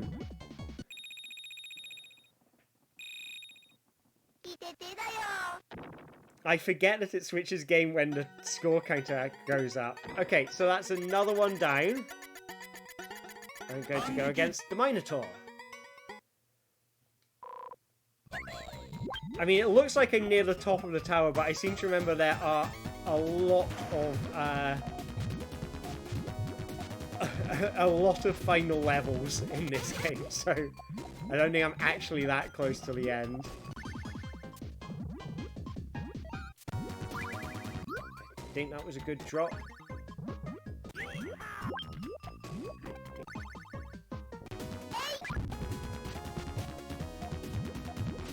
Just focus on doing it fast. Focus on doing it fast. Is that the right one? I can't remember if that's the right one or the wrong one.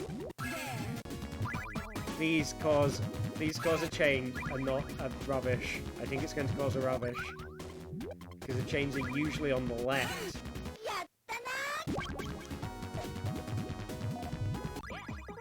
Whereby a rubbish, I mean like a chain that doesn't do very much. Okay. Right, what's...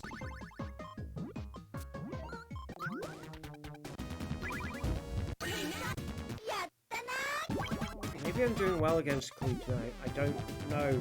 I'm spending so much little time in that game right now because it's like there for like a second and then it disappears.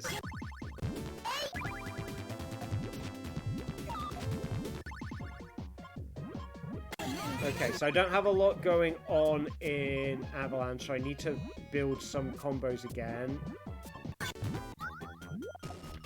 Maybe it's just best to just focus on groups of threes next to other groups of three. Yeah, I'm down against the pig again. But okay, that's a combo for a 2 combo right there. So that's going to happen.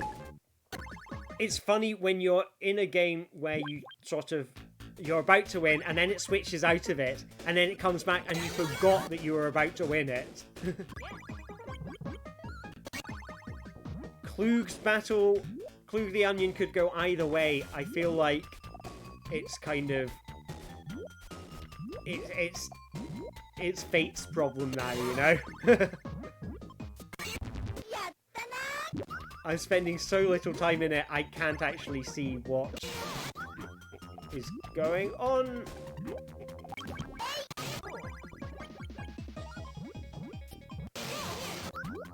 You'll get moments where the buttons aren't really responding as fast as I would. Just after it switches in, I just don't press it fast enough. I don't know what... It's like it gets caught behind some lag or something, but I think it's just me. I don't think it's... I think it... Okay, okay. I could be doing well against Klug. I've just got to paste that next one in the right location. Yes! I think I've got it. I think I've got it. I think I've got it.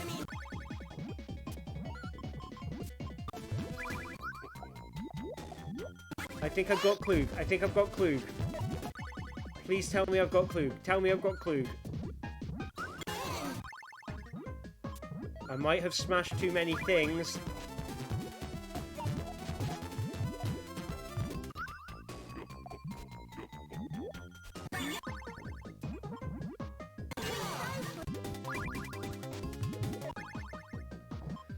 Okay, I am giving up on this one. Klug is the main one I'm worried about. Klug the Onion is the main one I really want to go well. And la la la. And I feel like I saw something disappearing that would cause the chain to not go all the way, which would mean that Klug would probably win.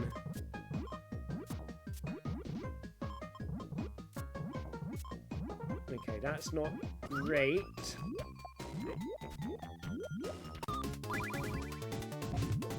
Yeah, Minotaur has easily beaten me there. But again, just keep it up, focus on... Focus on fast. Just try and do... match a lot of stuff very quickly. So you can see I'm forming a group there, and I launch it. But don't think too much. Don't try to build up something that's too big. Let speed be your friend.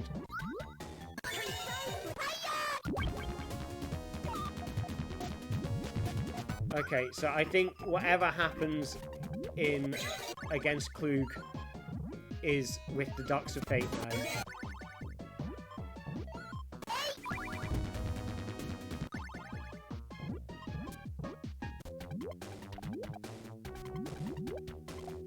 The Ducks of Fate is another phrase I know I use a lot, but I don't think I've used it much on these streams yet. It came from, there was an advert, I think it was for beer, and it was like something like, how would you like your Carlsberg or something, and one of the things was, we'll let the Ducks of Fate decide, and it was a bunch of rubber ducks floating down the river, and they had to pick out a rubber duck, and it would tell them how to drink their beer or something, and it was, we'll let the Ducks of Fate decide. As like a throwaway comment in an advert, and that image has just stuck with me ever since. So that's the power of advertising, folks. Can't remember what the product was, but I remember the Ducks of Fate. Alright, down again. Against a pig. I don't know what's going on in any of these. Oh, there were two good things that could have happened, and I ended up with the one bad one.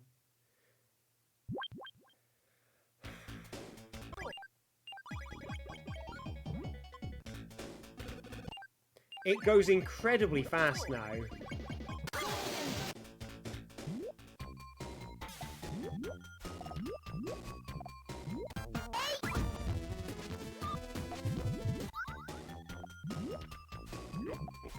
You do not get a lot of time, because the beans are dropping in so fast, you don't get a lot of time to think about, you know, what you want to drop, and where it needs to go, and how many times you need to turn it.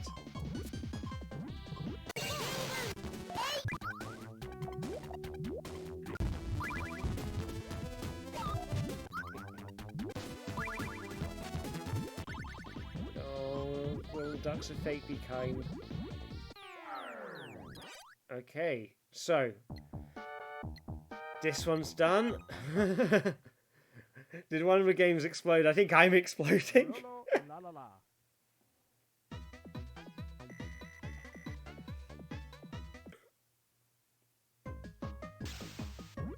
Right. Okay, that's good, that's good. I did something good.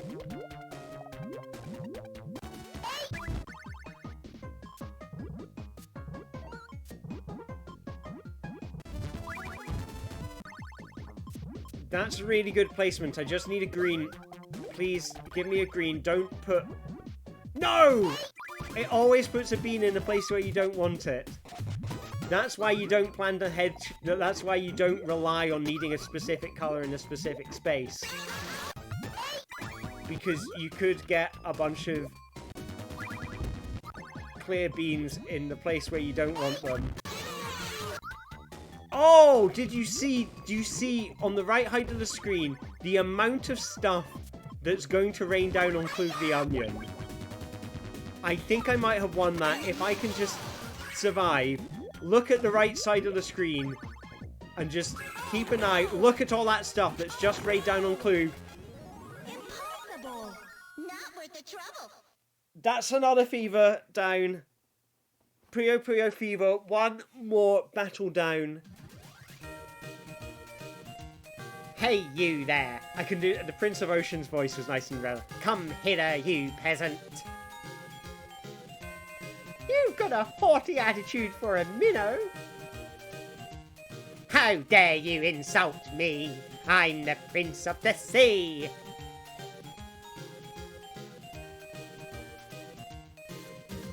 You and your frequent insults are unpardonable. You will be punished.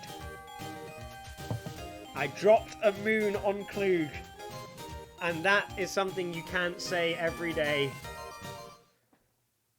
It's going to be the name of my autobiography. Or my #1 hit single. Okay, so we've got one more colour added to the mix now, which is going to make things a bit more difficult. I'm going to see if I can continue my strategy of just trying to make groups of 3. Okay, that's good, because I am going to make a match, but it's after the Prince has made his match.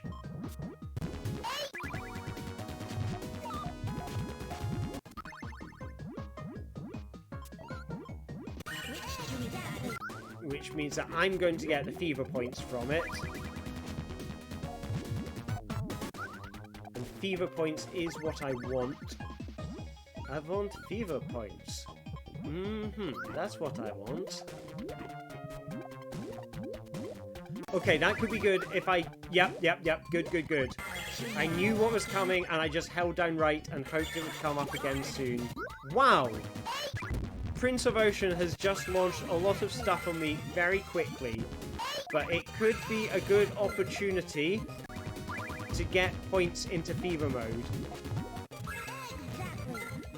So one thing that's interesting about Puyo Pot Fever is that it does incentivize you to pop small things that, like, aren't just, you know, that are only 4 beans, that don't combo, which is interesting. You know, it's like, well, you can make any mechanic more interesting by giving the player a reason not to do it. And Puyo Fever, you have a reason not to make chains, is that stuff that doesn't change is chain does have a use in Puyo Pot Fever. So there we go. Now I'm in fever mode. And I needed to match the red without matching the green, or the other way round.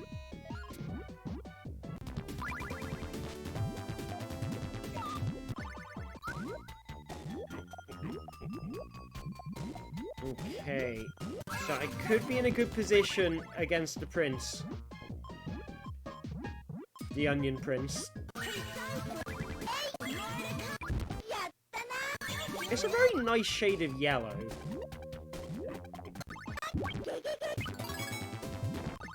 Okay, so I'm down in one game. The Prince of Ocean...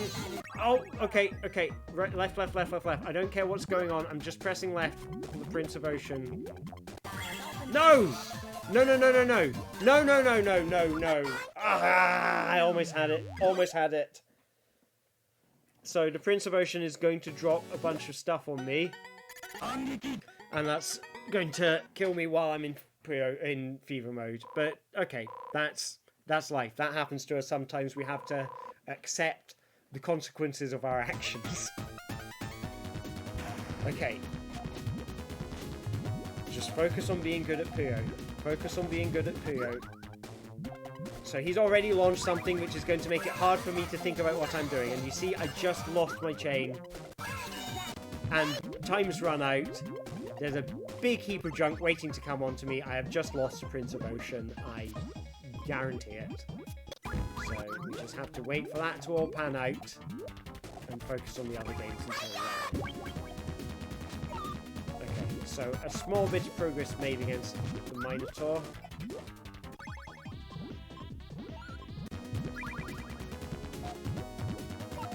I'm starting to press buttons thinking about, okay, if there's a thing I definitely want to be pressing a button as soon as the switch happens, then I'll start hammering that button.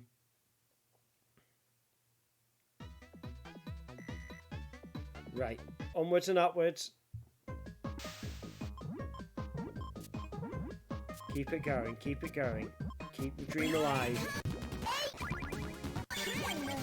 You can see against Prince of Ocean I'm going to have a ton of stuff just waiting to drop onto my head, and I'm not going to have enough popping power to get back into fever mode. So it's a sad day. A sad day for the Puyo Republic, who are going to overthrow the Prince of Ocean. Oh, I'm still playing.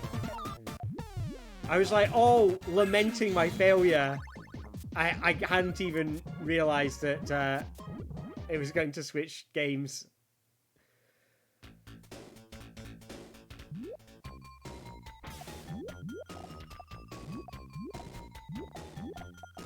Right.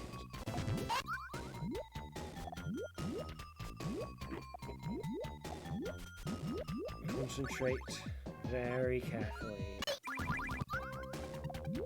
Okay, that wasn't good.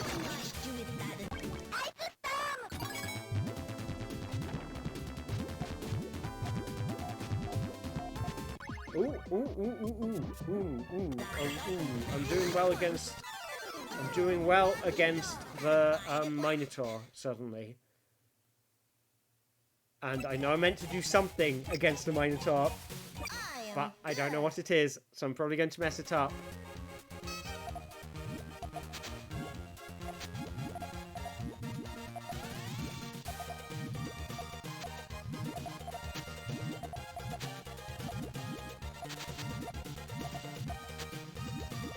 Alright, groups of three.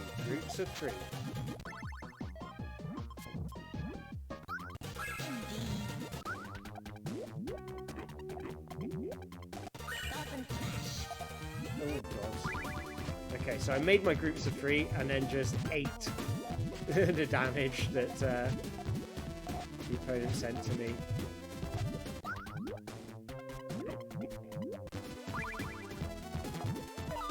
Okay, that's good. I might have launched a good hit against the Minotaur.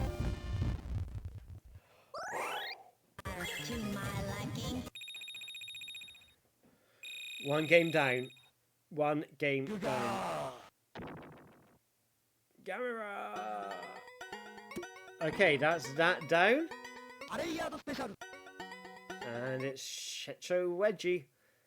But I think there are like 3 more levels after this or something, so we are not over yet. Okay, so that did very little. Oh my god, Jesus Christ, they go fast. The Puyo Pop Fever, I guess, expert mode difficulty, but they do go really fast. I mean, I think he can physically drop Puyo faster than I can. Yeah, you can press up to drop them.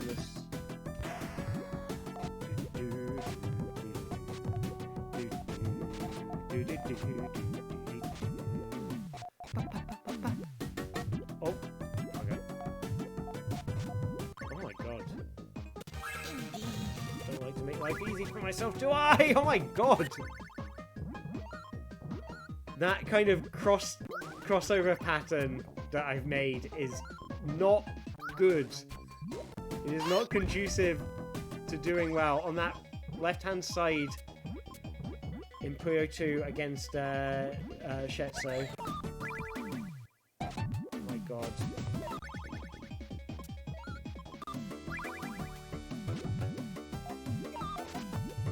At least the music's nice. You will hear it in fragments.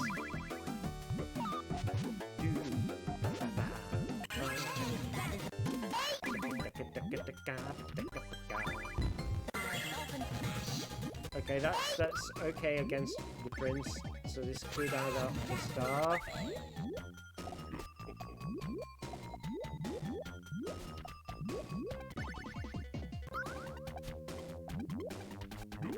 Okay, get this in nice and quickly.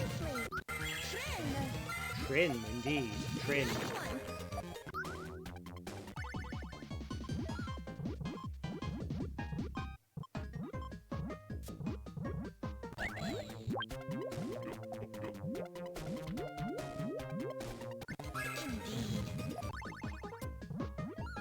Okay, so I feel like the Prince of Ocean, formerly known as the Onion, is now doing something nasty. I can see Shetcho is crying, which is a good sign.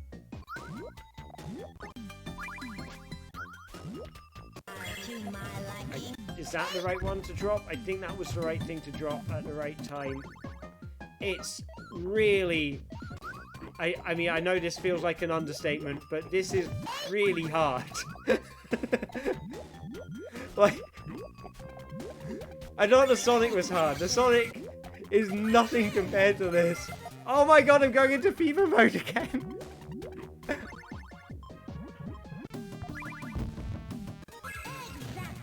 I'm in fever mode. I'm safe. I'm safe. I've got to get through a bunch of junk first. But I'm in fever mode. I've just done a thing. I've got to get rid of the junk waiting to come on me, and then the next one I get in should be quite large. If the Prince of Ocean is not good enough to get rid of it, it will put me at a great advantage.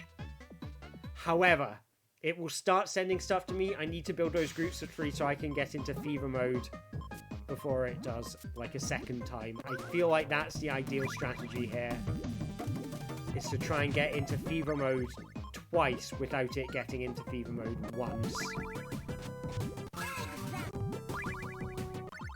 It does mean my fever modes will be very short-lived. They'll be 15 seconds rather than 30 seconds, but I think 2 fever modes could be enough to guarantee a win.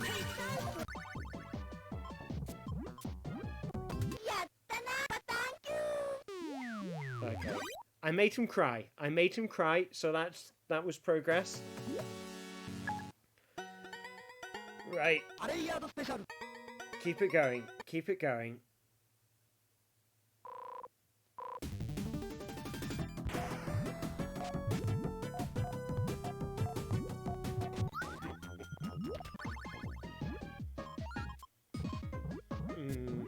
That's not great.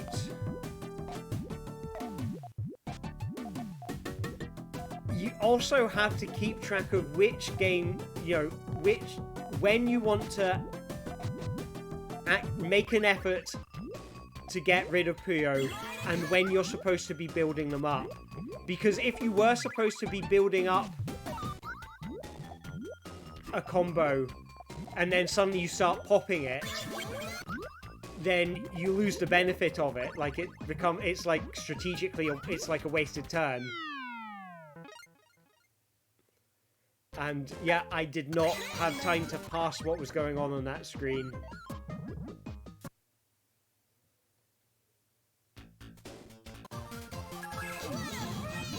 Okay, I need to get rid of...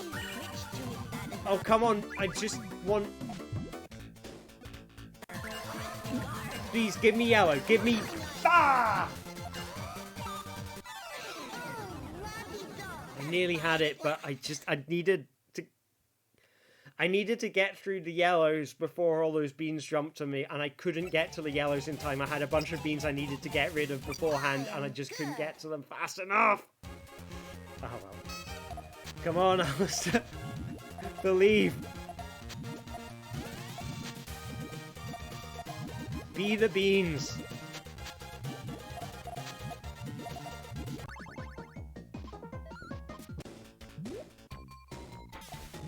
I feel like I'm building a really good stack there. Like there's a combo waiting to happen against Prince. Yeah, no, I've lost this one. I've lost... That was a fast loss to Shetso.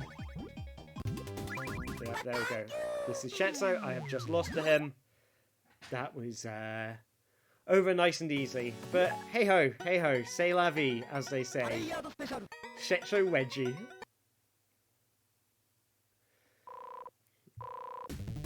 This is giving me a Shetso Wedgie.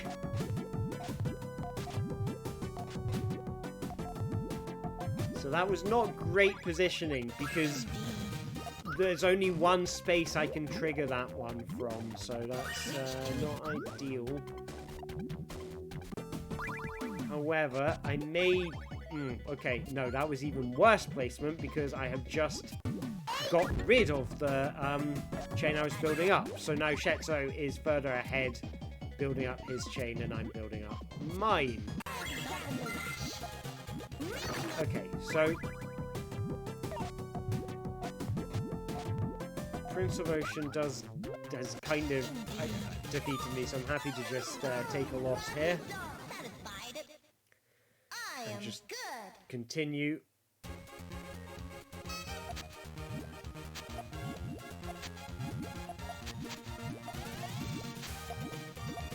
Okay, remember, you want to build groups of three. Groups of three so that you can defend yourself against stuff.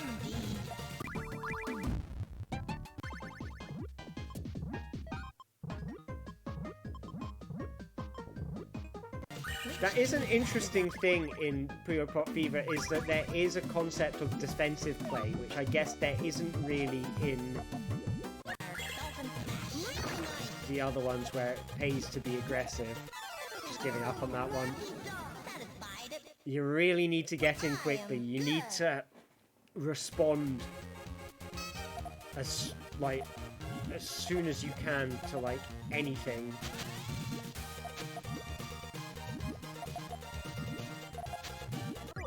Okay, so that's me getting a bunch of stuff in on the Prince of Ocean. So now you can respond to that if you want to. Again, losing to these two. I've been stuck on these two for a while. I only beat 2 levels in Kirby's Avalanche. I mean, granted, I started from level 4, so I don't read too much into it. It does feel like I am hitting a kind of a natural limit with this game. To get past these two feels like quite an ordeal compared to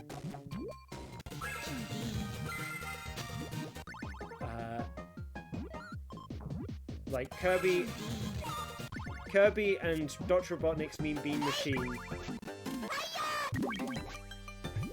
do feel like I've hit a bit of a wall with them. But I didn't have enough time to get the awesome hit that I wanted to on, or at least not get a rubbish move in on Chet, so you really do want to try and make sure every chain is like efficient.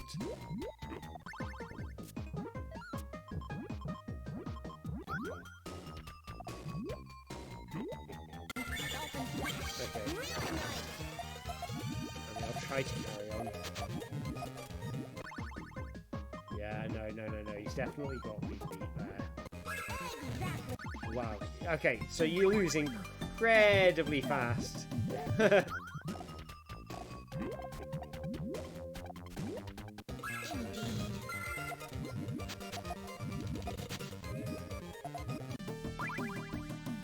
Okay, so Shetso is low down, but I feel like he's got some good combos lined up, which is frustrating for me because I don't feel like I do.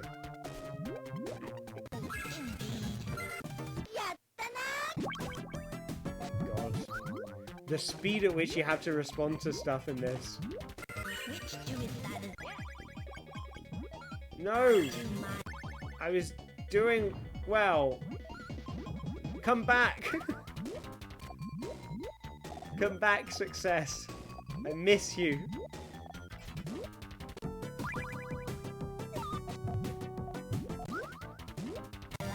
That could be enough to get the pig. That could be enough to get the pig. No, not doing well against Prince of Ocean. I am good. I am good. I am good. You can't tell me otherwise, prince or no prince.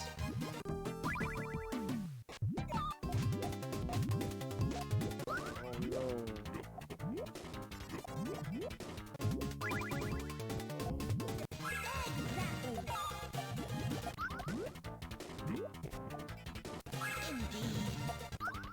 Ah! Oh, it's painful when you're just about to save yourself and then you move the bean into exactly the wrong place because it switched when you didn't expect it to.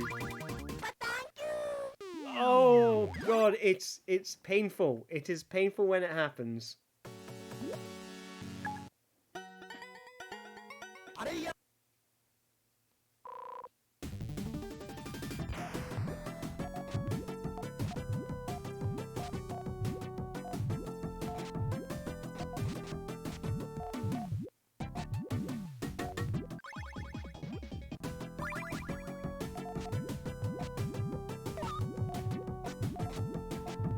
Okay, so I feel like I've got a good chain lined up against Shetso now.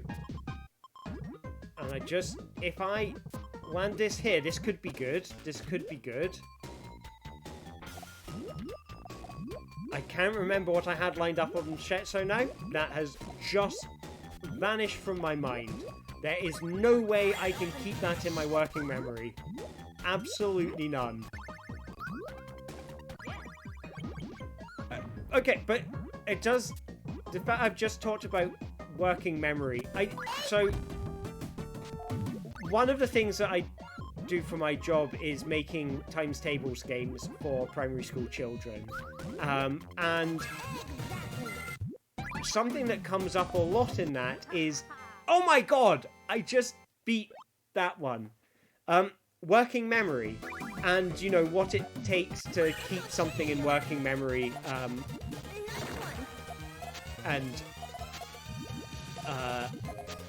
Yeah, working memory. And I'm realizing, okay, this is coming up here. It is impossible to keep a picture of the board like that kind of sense, whatever that sense, imaginary knowledge is. It's impossible to keep that in working memory.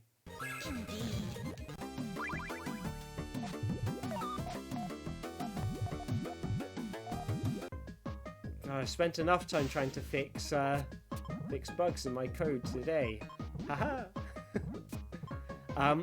But yeah, and it's like the picture of the board, and like you can. I find if I can tell myself a set of actions I need to do and keep them in working memory, but the general state of the board beyond doing well and doing badly, I cannot retain that information. And like pressing buttons and what buttons to press and like what buttons not to press, I can keep in working memory, but not why I need to press them or not press them. Which is interesting because if you compare it to Sonic, I could picture all this stuff while I was playing Sonic. When I knew I wasn't supposed to press, press the jump button, I could picture another Sonic on a ground rail about to fall off if I pressed it. So it's like I could picture what the stakes were as well as what I needed to do to cope with them.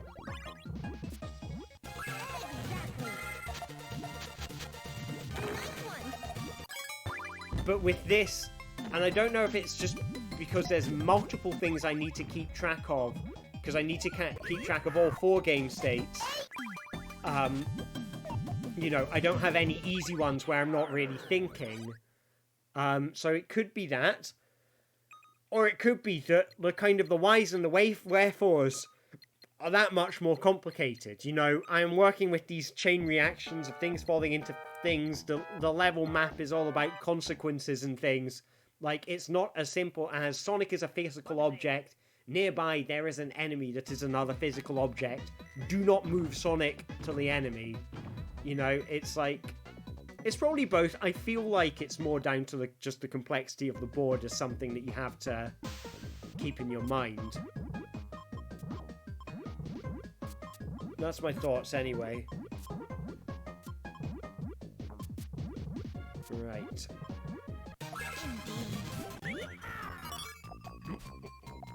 Oh dear. Oh no, that's not good. I feel like I should just take the L there. Oh god, there goes my combo that I was building up. Okay, but I beat Shetso. Puyo 2 is proving to be the most straightforward.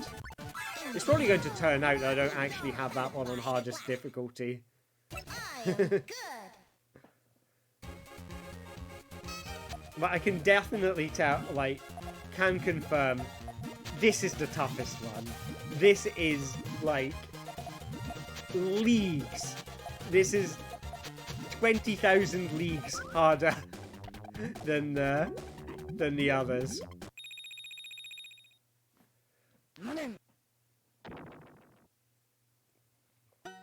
Alright, what's next? Rulua?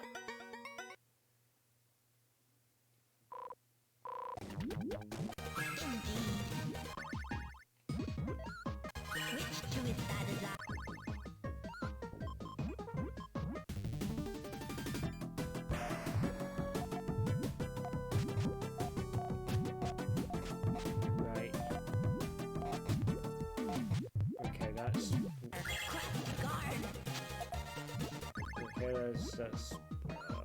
not ideal. No! Oh! Right.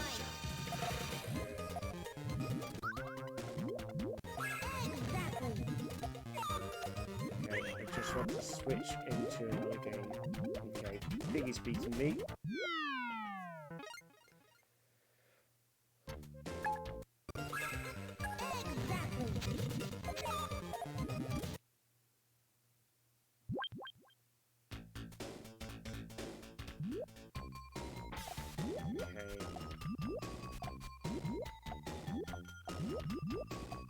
I know I was meant to pay attention to something on another screen. I can't remember what it was. Zero recollection. That was it. That was it. I had the right beam for the right location in Kirby's Avalanche and threw it away. It is so easy to do that. Just absolutely, have something in the bag and then just throw it away. I had such a good combo going on there. I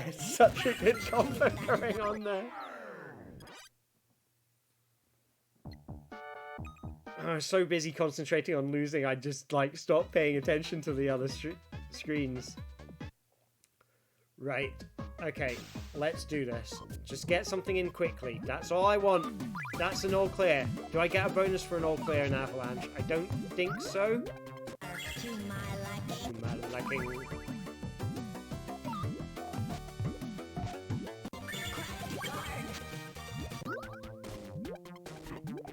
Oh, I shouldn't have moved it.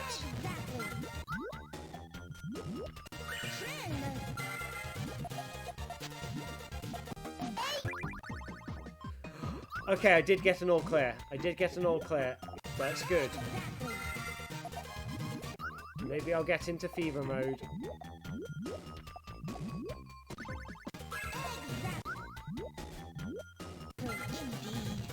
I won't get into fever mode. I need two reds next to each other.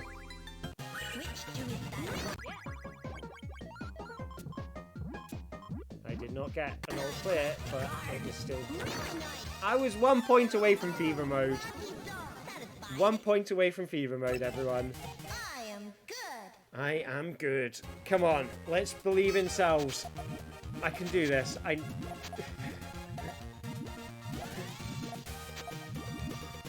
Oh, please tell me I can do this.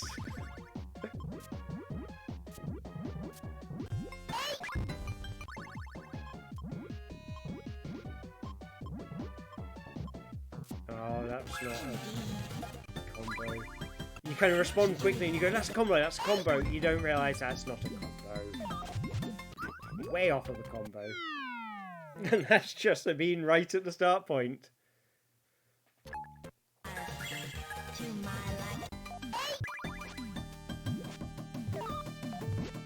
So one thing weird about the pig character is that its animation seems to trigger... I guess it uses the same memory values as... and now I am concentrating so hard.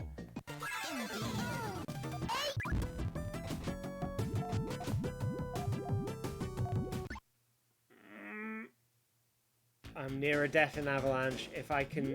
I feel like I need to hold down right. So I'm going to try and just put stuff on the right rather than the left.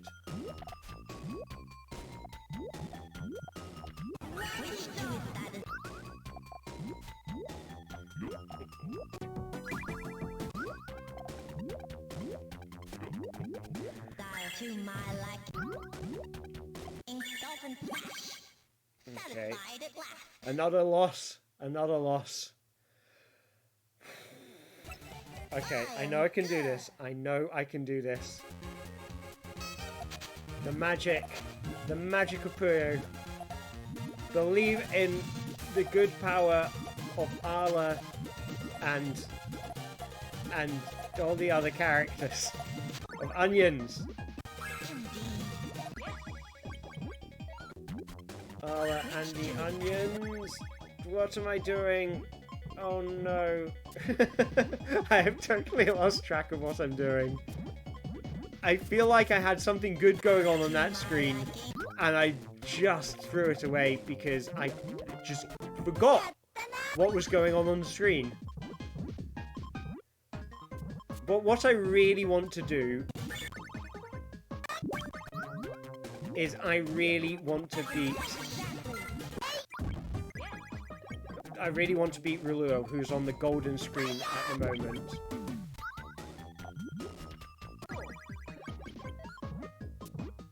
Ooh, that's not good. So I need to try and find some kind of combo before the opponent does me. I feel like I was very close to getting the bug guy that time. Yeah, no, the bug guy got me. The bug guy got me. That's okay. That's life. Sometimes the bug gets you. And the bug is Disco Fever.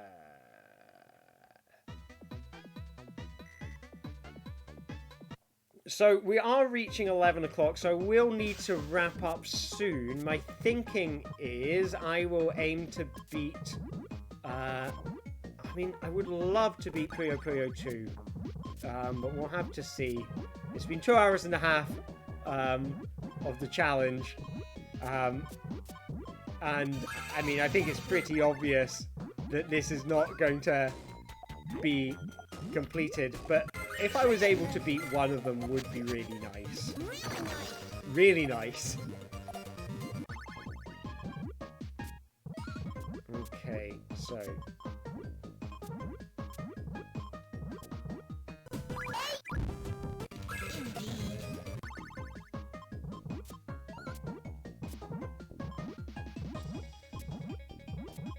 the main one I am interested in is Puyo 2, where I am fighting Shetso. That one right there.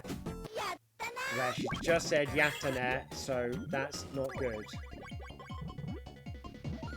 I'm guessing that... Yeah, there goes my good combo.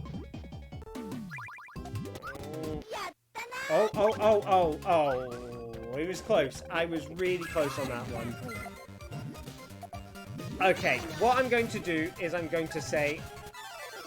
I think I'm going to have one more go against Rulua in Puyo 2.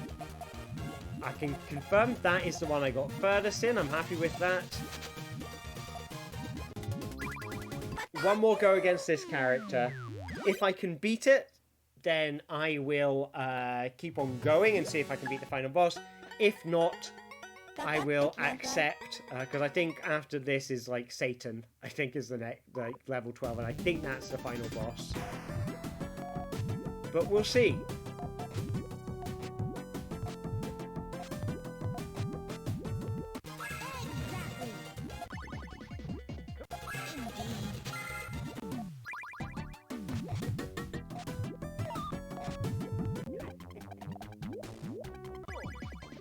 No. Okay, so that's the bug down.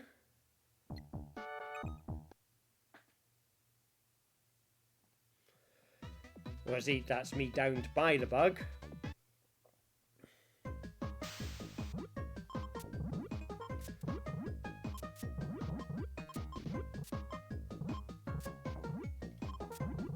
So, okay, what do I need to do? I'm going to get that. Just get it hit in nice and quickly. Ooh, double smash.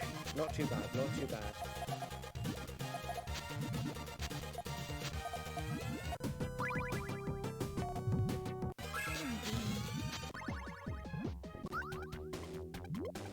Okay, good. I responded quickly, because that would have been a nasty death.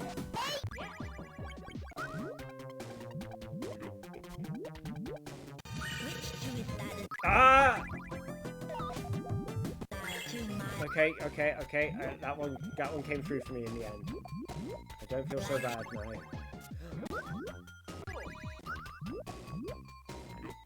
No. God, you have to react so fast.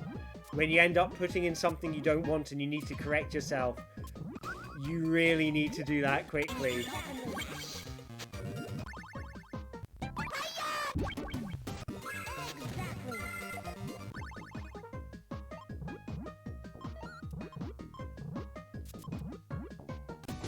Okay, have I done good? No, I did bad, but I did good.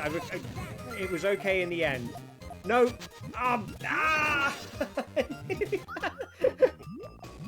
It is so painful when you're like, I had it, I don't have it, you know?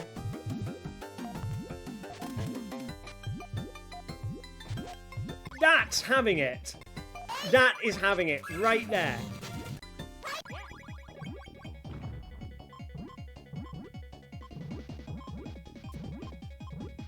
Okay, that is also having it.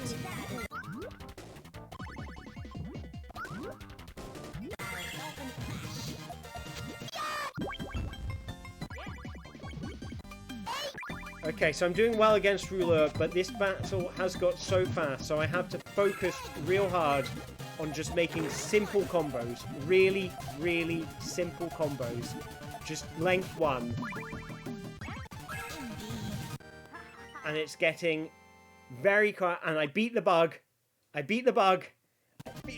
Oh my god. Okay, we're back into the fight. I did not expect that. Oh! Have I lost all that progress? And what is this? Let me paint your lovely portrait. Oh, how sweet of you. Oh, you're losing to me. Paint Roller, you are the meanest art student I've ever met. Student? Ha! I am the master! Yeah, okay, so that's Prince of Ocean. We all knew I was going to lose to Prince of Ocean. This surprises none of us. But I am good. I am good. So I need to have written on a blackboard every morning. I could get a perfect against... Oh! No! Oh! I was doing so well against Rulua. And I just lost my all clear. I nearly had an all clear. Wow. Okay, it is hard. It just pulls the rug right out from under you, this thing. This swapper. Oh god.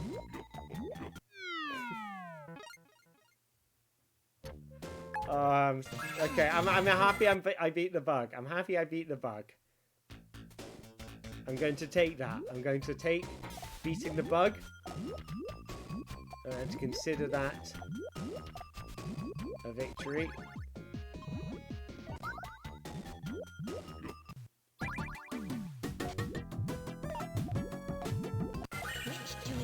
Yeah, that's me done in...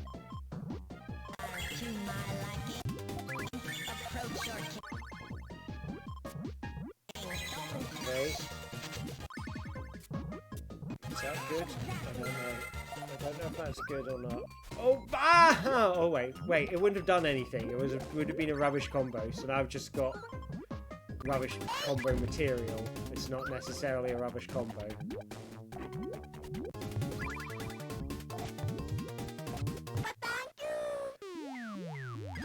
Alright, let's... Paint Roller's name is just displayed as Pain. Okay, let's give it one more go against Rulua. And I think that'll be me calling it the night. But this has been a lot of fun. But, oh boy, has it been difficult. I hope one day to get good at this.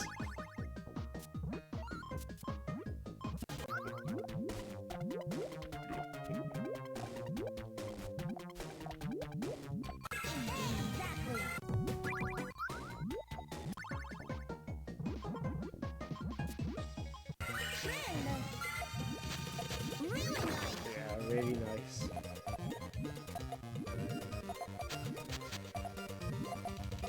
I can't even remember if the fight with Rulua started yet. Oh, there it is. So, even Stevens, I guess it gets faster as it goes on as well. So if you don't finish it quickly, you are setting yourself up for a world of pain. A world of pain. Yeah, Paint Roller just demolished me. There we go. Right. Paint Roller. Paint Roller.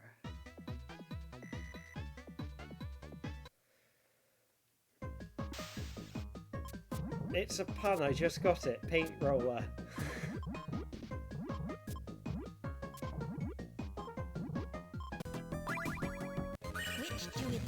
Because it's on roller skates. And a paint roller is also what, like, you would paint a wall using a paint roller. This game works on so many levels!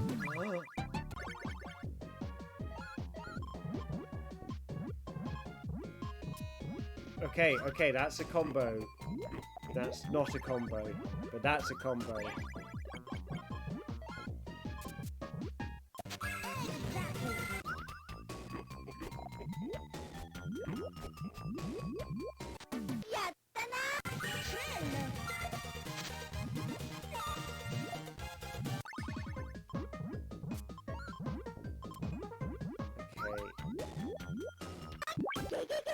Oh yes! Is that good? Did I do something good? Every good move is like done in like the blink of an eye. Like every time you do something that is like, okay, that's a good move, that could win. You are doing it having, you know, switched in like and had less than half a second to respond, do the move, and then like let go of the controller so you don't accidentally mess it up for yourself. But that's... Okay, so that's a good attack against Rulua. So now I want to get back to building combos against Rulua, but obviously it's going to be that much faster now. Like, I'm not having much time to turn my Puyo around. So if I can get...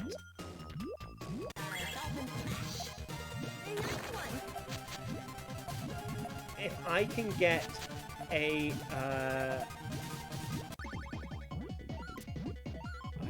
a certain colour that I want against Rulua, and it's green. I want it green so badly. Oh no! I just messed up my own combo. And it's so easy to do when you lose track of which game am I looking to make matches on, and which one am I not? That could actually be alright. I could have just rescued it.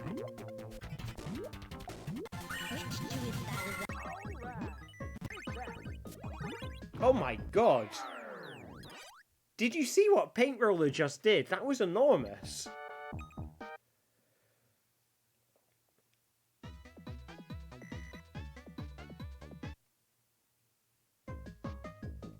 Come on.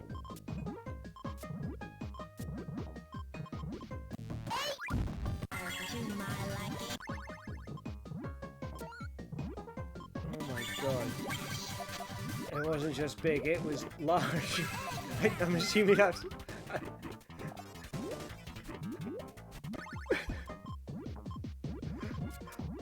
Oh god, it's enough to make you want to cry sometimes. It's...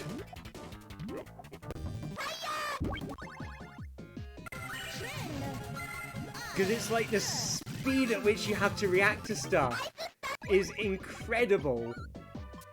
And having thought I was doing badly against Prince of Ocean, I might be doing well now. I think I've got a good hit in against Rula.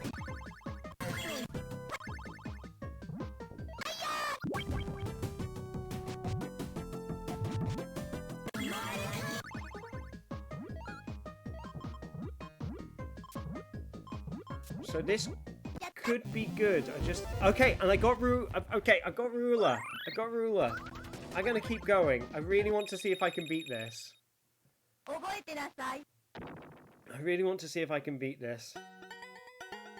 I think this is the final boss. I think Satan is the final boss. Final stage. Okay. I'm playing to win here. I am playing to win.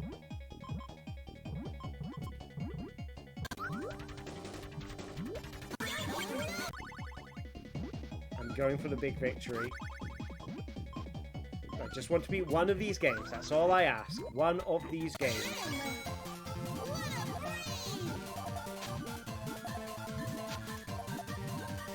Okay, get the greens. There we go. That's another good hit.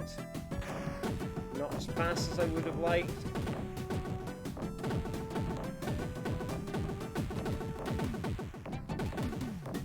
Okay.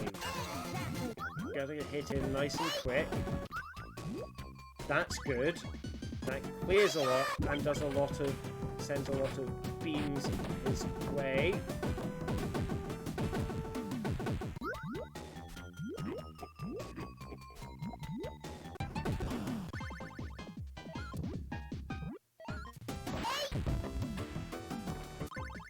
I think I might have just got a good hit in against Satan. Yes, yes.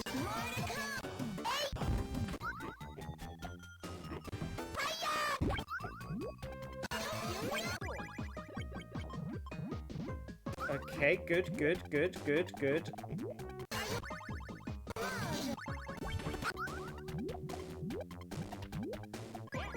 Everything just suddenly fell into place there. Okay, I'm happy, I'm happy.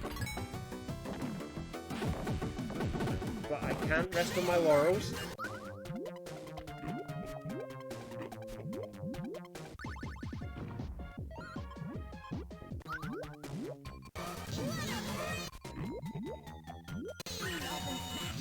Ah, okay, I didn't get the change, and now Okay, it's going to be hard to win against Prince of Ocean now. Because he's just got the... Okay, and I beat Pain. I beat Pain.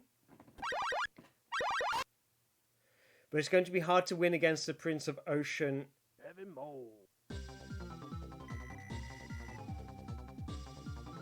Wow, that is a thing. You are sneaky, but I will be not distracted. Something. Oh, okay. Satan, I just focus on Satan.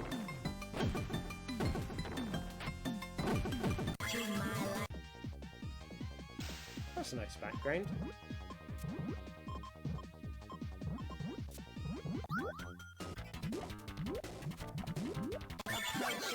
Okay, so I lose against Prince of Ocean. Pain is dead. I'm happy about. I am good.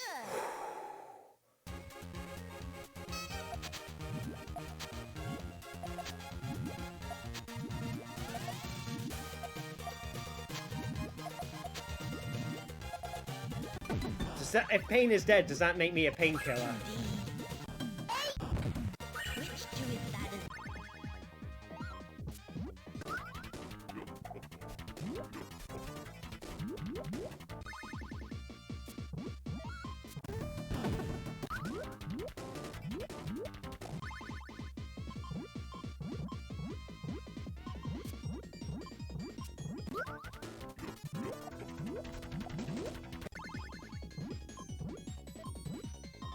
I really want to try playing this two-player.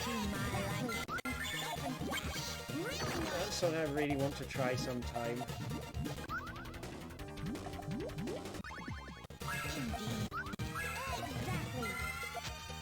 Yeah, okay, so I'm losing against Prince of Ocean. That's to be expected.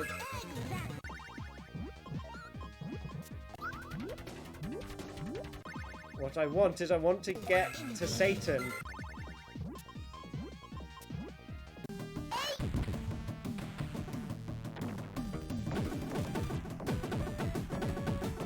Oh!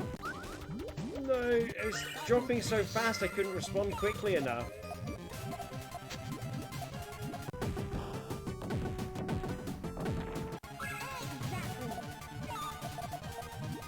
Dropping so fast that I couldn't respond quickly enough. I want to beat Satan. I really want to beat Satan.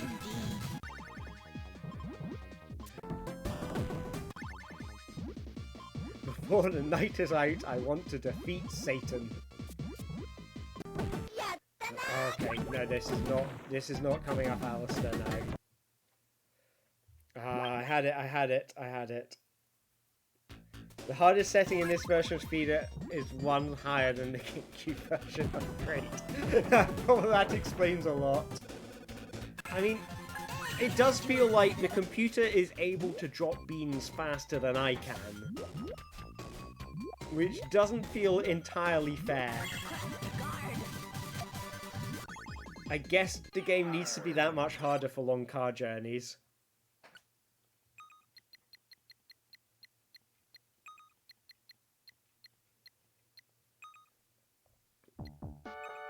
Right, come on. I really want to just beat Satan. This is my main thing right now. I just want to be able to say I beat one game. But yeah, okay. I mean, I'll be honest, I was expecting this challenge to be hard. Wasn't expecting it to be this hard. So, yeah. A learning experience.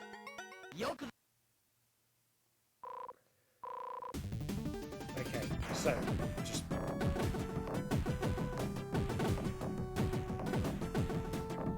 play well, don't overthink it, don't ever need a specific colour of bean. Be a man without needs, without bean needs.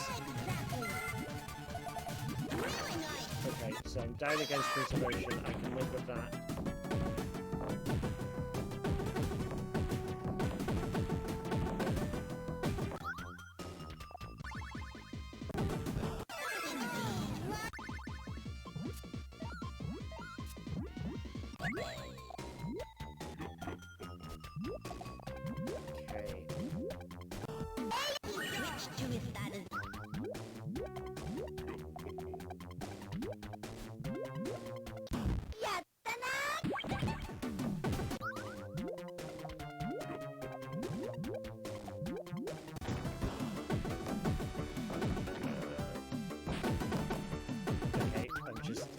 Okay, I was going to give up on the... I was going to give up on Satan, and I ended up making a bad drop against the pig. Oh, I might reach my limit now. I might need to tap out.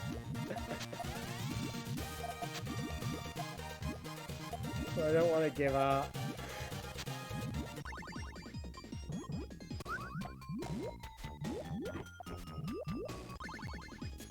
I feel like that was the right move to do. Maybe not. I thought that would pop more than I was expecting. Okay.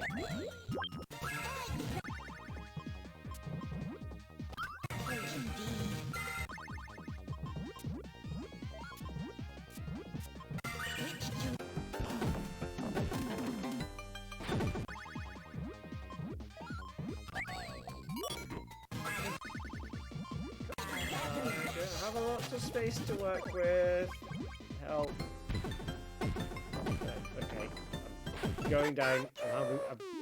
Alright, we're starting Satan again.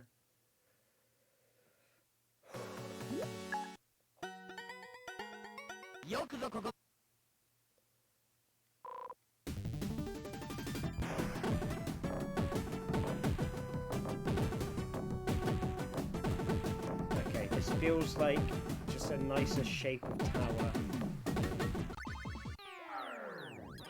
Yeah.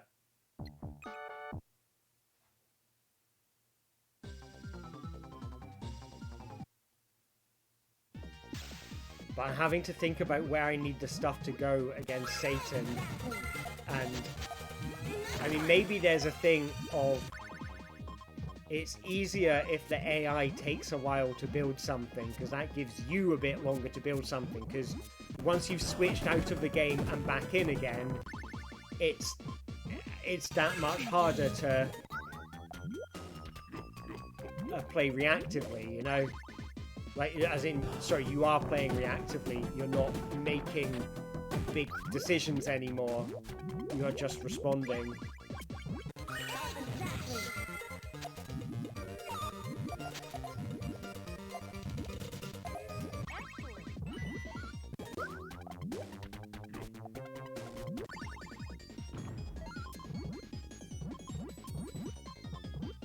Okay, what do I need?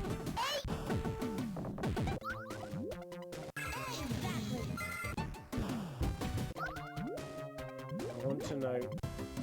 Oh, no. Oh, I needed to turn it. I needed to turn it. Now it's gone. Okay. I think one more go, and then I'm going to have to call it a night. Lest I dissolve.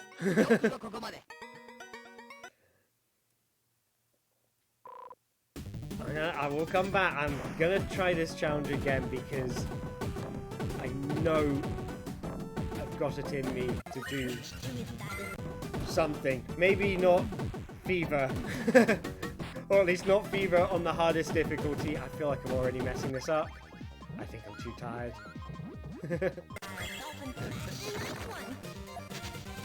I made a good effort. I made a good effort.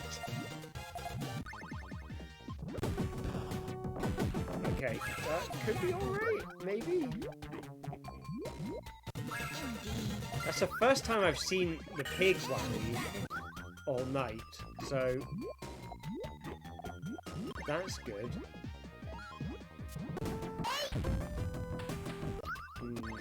But I'm not doing well against Satan. Oh, okay, I just ruined the combo.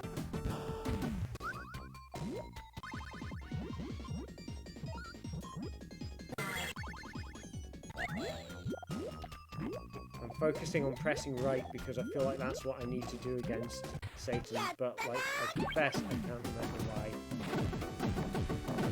Yeah, Satan's got me licked this time. I had such a good thing going. I had everything. It was all coming up Alistair. And I lost it. I defeated the pig! That didn't even register to me. Now, I've been trying so hard to beat that guy. And then when I finally did, I was concentrating on Satan. Didn't even notice that I'd beaten him.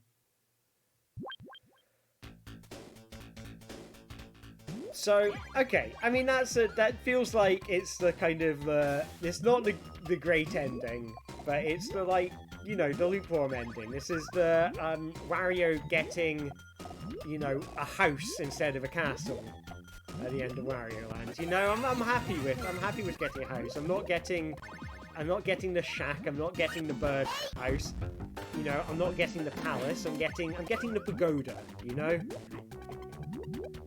I don't know if that reference will make sense to anyone, but right at the end of Wario Land on the Game Boy, depending on how well you did, you would get given a different... Well, it's Wario wishes for a castle, and the genie gives him something based on how much money he's earned over the course of the game. Like, the best one's a big, like, palace, and the worst one's a birdcage. And that's... Okay, so I feel like I'm definitely doing better than birdcage. Even if I don't defeat Satan. And let's give it, you know, in the past 2,000 years, you know, we have largely failed to defeat Satan. So, you know, at least I tried. But I'm quite happy with the amount of stuff I'm defeating now that I've, like... Something's coming up my way. But I think that is my call to wind up for the night. So, where did I get to in Puyo 2? I got to the final level in Puyo 2.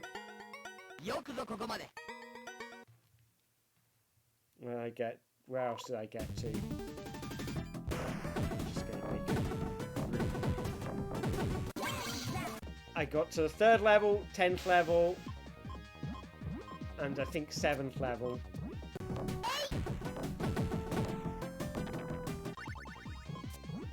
So... Okay, so... I think that's time for me to call it a night. But this has been really fun. I'm going to save state all of these so I can come back to it. But this has been great. This has been a wild challenge. This has been a lot more challenging than I was expecting. This was, I mean, if it wasn't so late at night, I would continue trying to defeat Satan. And I reckon I got it in me because I feel like I got close once. But yeah, just what can I say about the challenge? The challenge, this was definitely more difficult than the Sonic one that I did this weekend. It's definitely... You have to react so fast. That's what makes this one interesting. You have to react so fast because you need to plan ahead to a certain extent, but there'll become a point where no matter, you know, all your plans will fall apart and you just have to respond and try and stay in the game. So it's a real intense kind of play.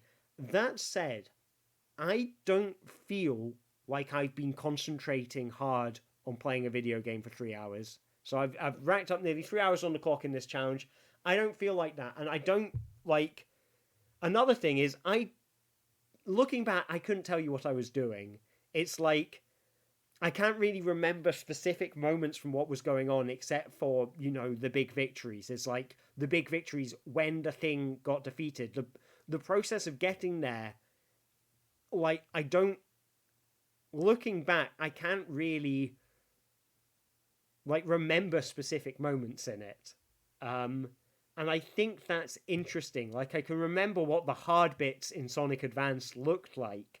I can't remember what they looked like in Puyo Puyo. And it's possibly because the geography of the board is so different. You know, the geography of the board, when you've got it filled with beans, is such a complicated mash of its consequences. You know, when you play Puyo Puyo enough, you stop reading it as a bunch of like an array of colors on a screen, and it's a sequence of consequences. You know, I trigger this to trigger this to trigger this, and it's like that.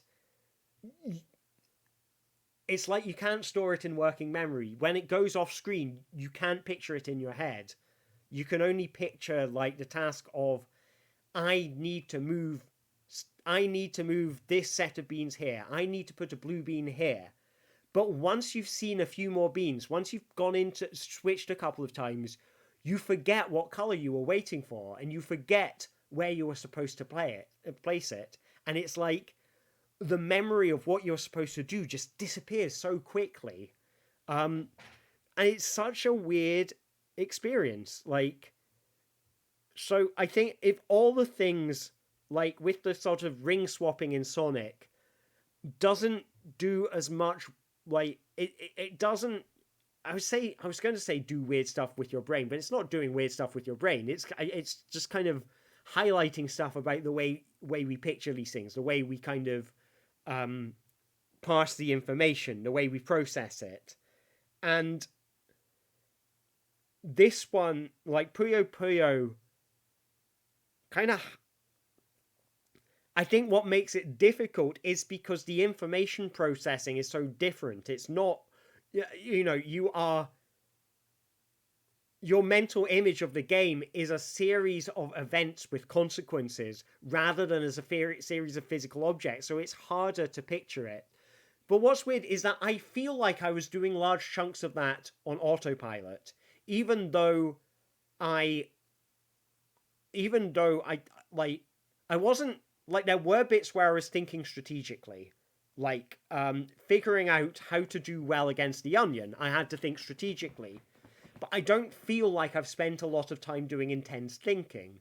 I've just been reacting very quickly, and it's almost like, you know, and I'm, you know, it's like I'm doing like brain analysis on myself. You know, I'm not a psychologist or anything. I have no idea what's going on, but I can speak from my experience of what it feels like, and it feels like I haven't spent a lot of time thinking during this, even though I know that I have because I talked about it. But I think it's possibly that part of your brain, that part of your thought process that makes the quick decisions, that goes, a green needs to go there now, a blue needs to go there now, turn it now, you know, that is reacting so fast. That is reacting in less than half a second. So maybe what process is going on there that makes it work is a different sort of brain function to the kind of conscious problem-solving thought. Like if you were given time to figure it out, you would be engaging a different part of your brain. Whereas, you know, it's like the part of my brain that made the clever moves kind of bypassed conscious thought. That's my theory. But it is interesting that I don't feel like I've been thinking really hard. And maybe that's like, it's like you start a board when there's not a lot on and the enemy's not going to be throwing much at you. You set stuff up. So, you know, you can think a bit then, and it's like build the patterns. But then as soon as you get out of that phase, and you get maybe like 5 seconds of grace time to, you know, to start a structure. And then after that, it gets chaotic because the enemy starts attacking you and that causes it to switch, and then you're reliant on quick thinking more. And of course, as the enemy builds up more and more beans, they start attacking you more often, so you start having to engage your quick thinking in that game more often. So there is this interesting kind of growth of the challenge that goes on. So yeah, this has been a really interesting one. I'm definitely going to be doing Weird Puyo again, and I'll probably be coming back to this video. I might end up talking about this in one of my podcasts sometime, because that whole thing of what is this game doing to my brain, you know, how am I processing this information? To me, that's really interesting, and that's the kind of stuff I like to talk about. I do a podcast. If you're interested, Google the Incredible Playable Podcast. That's the Incredible Playable Podcast. So called only because I do a stage show called The Incredible Playable Show. So the podcast itself isn't playable. But that's the kind of stuff I end up talking about, is like, you know, brain processes and the full, like, it all goes very, you know, very airy-fairy, very woolly, very kind of artsy-fartsy, which is just the way I love it. But yeah, this feels like it would be an interesting topic to talk about, is breaking the game to understand how your brain works when it's playing it and what the thought processes are. And yeah, all the stuff about working memory, and because yeah, understanding how working memory works is really important for, like, you know, if you want to make educational stuff, if you're thinking about teaching, which, you know, for my work, I do a lot of work with educational games to teach times tables, and it's like, and it's all, you know, working memory. You've got to think, because the thing you need to train is it's not, can you remember this, but having forgotten it for a while, can you remember it? That's the skill you want to actually train in children, is the ability to recover information from, you know, long ago, rather than, you know, than retain it over a period of 10 seconds or something. You want to be able to say, you know, do you remember what 2 times 2 is from yesterday? So that's working memory. And all of this is stuff to do with working memory. In Sonic, it was easy to remember what to do and what not to do between the switches, because I could put it in a series of actions. Do not press jump was a kind of like, that is such a simple rule to adhere to. And I am on a grind rail, or I am next to an enemy, is really easy to remember because it's just like 2 objects in physical space. But, you know, I need to put a green bean in this column. I need to move it and I rotate it. I need to move it exactly 1 space to the right. These things are that much more complex to remember, so it's harder to retain them, let alone retain the shape of the board. And as new information comes in, and the new information coming in from the boards you're switching into, that information is like, it's colors and its positions and its chains of consequences. So it's very easy to get mixed up between the information you're supposed to be remembering and the information that you're seeing now anew. And of course, when you've got 4 games to switch between, it might be a while before you get back to the game you were trying to remember, at which point you've had so much kind of conflicting information, because it's also shape, it's also colors, it's also consequences, it's also columns and grid positions. All of that conflicting information has made it hard to remember what it was you were trying to remember in the first place. And that's really interesting. So yeah, thank you all very much for coming along. This has been quite an interesting experience, and I like to do these kind of debriefs afterwards to kind of figure out what was going on for me, you know, during the experience, because that's ultimately, as a game designer, I'm doing this to try and figure out, like, you know, to kind of get an understanding of the games, really, you know, to kind of go, what happens when we change the rules, when we break the rules, and you have to process it differently and see how the game works as a kind of, as a play experience, understand it from a different perspective. It's like, you know, if you're drawing a picture, flipping it 180 degrees, and you can see all the mistakes you've made, and, you know, you see it from a different perspective, you get a different understanding of what it is that's going on. So anyway, that's the stuff I love. I should head to bed now, but this has been fantastic. So thank you very much, everyone who's come along. Look after yourselves, look after each other, keep on being excellent, have yourselves a fantastic evening, and I look forward to seeing you again with more amazing stuff. Have a fantastic night or a fantastic day wherever you are, and take care of yourselves. Bye, everyone! And I've got to move the mouse. Here we go. Bye, everyone!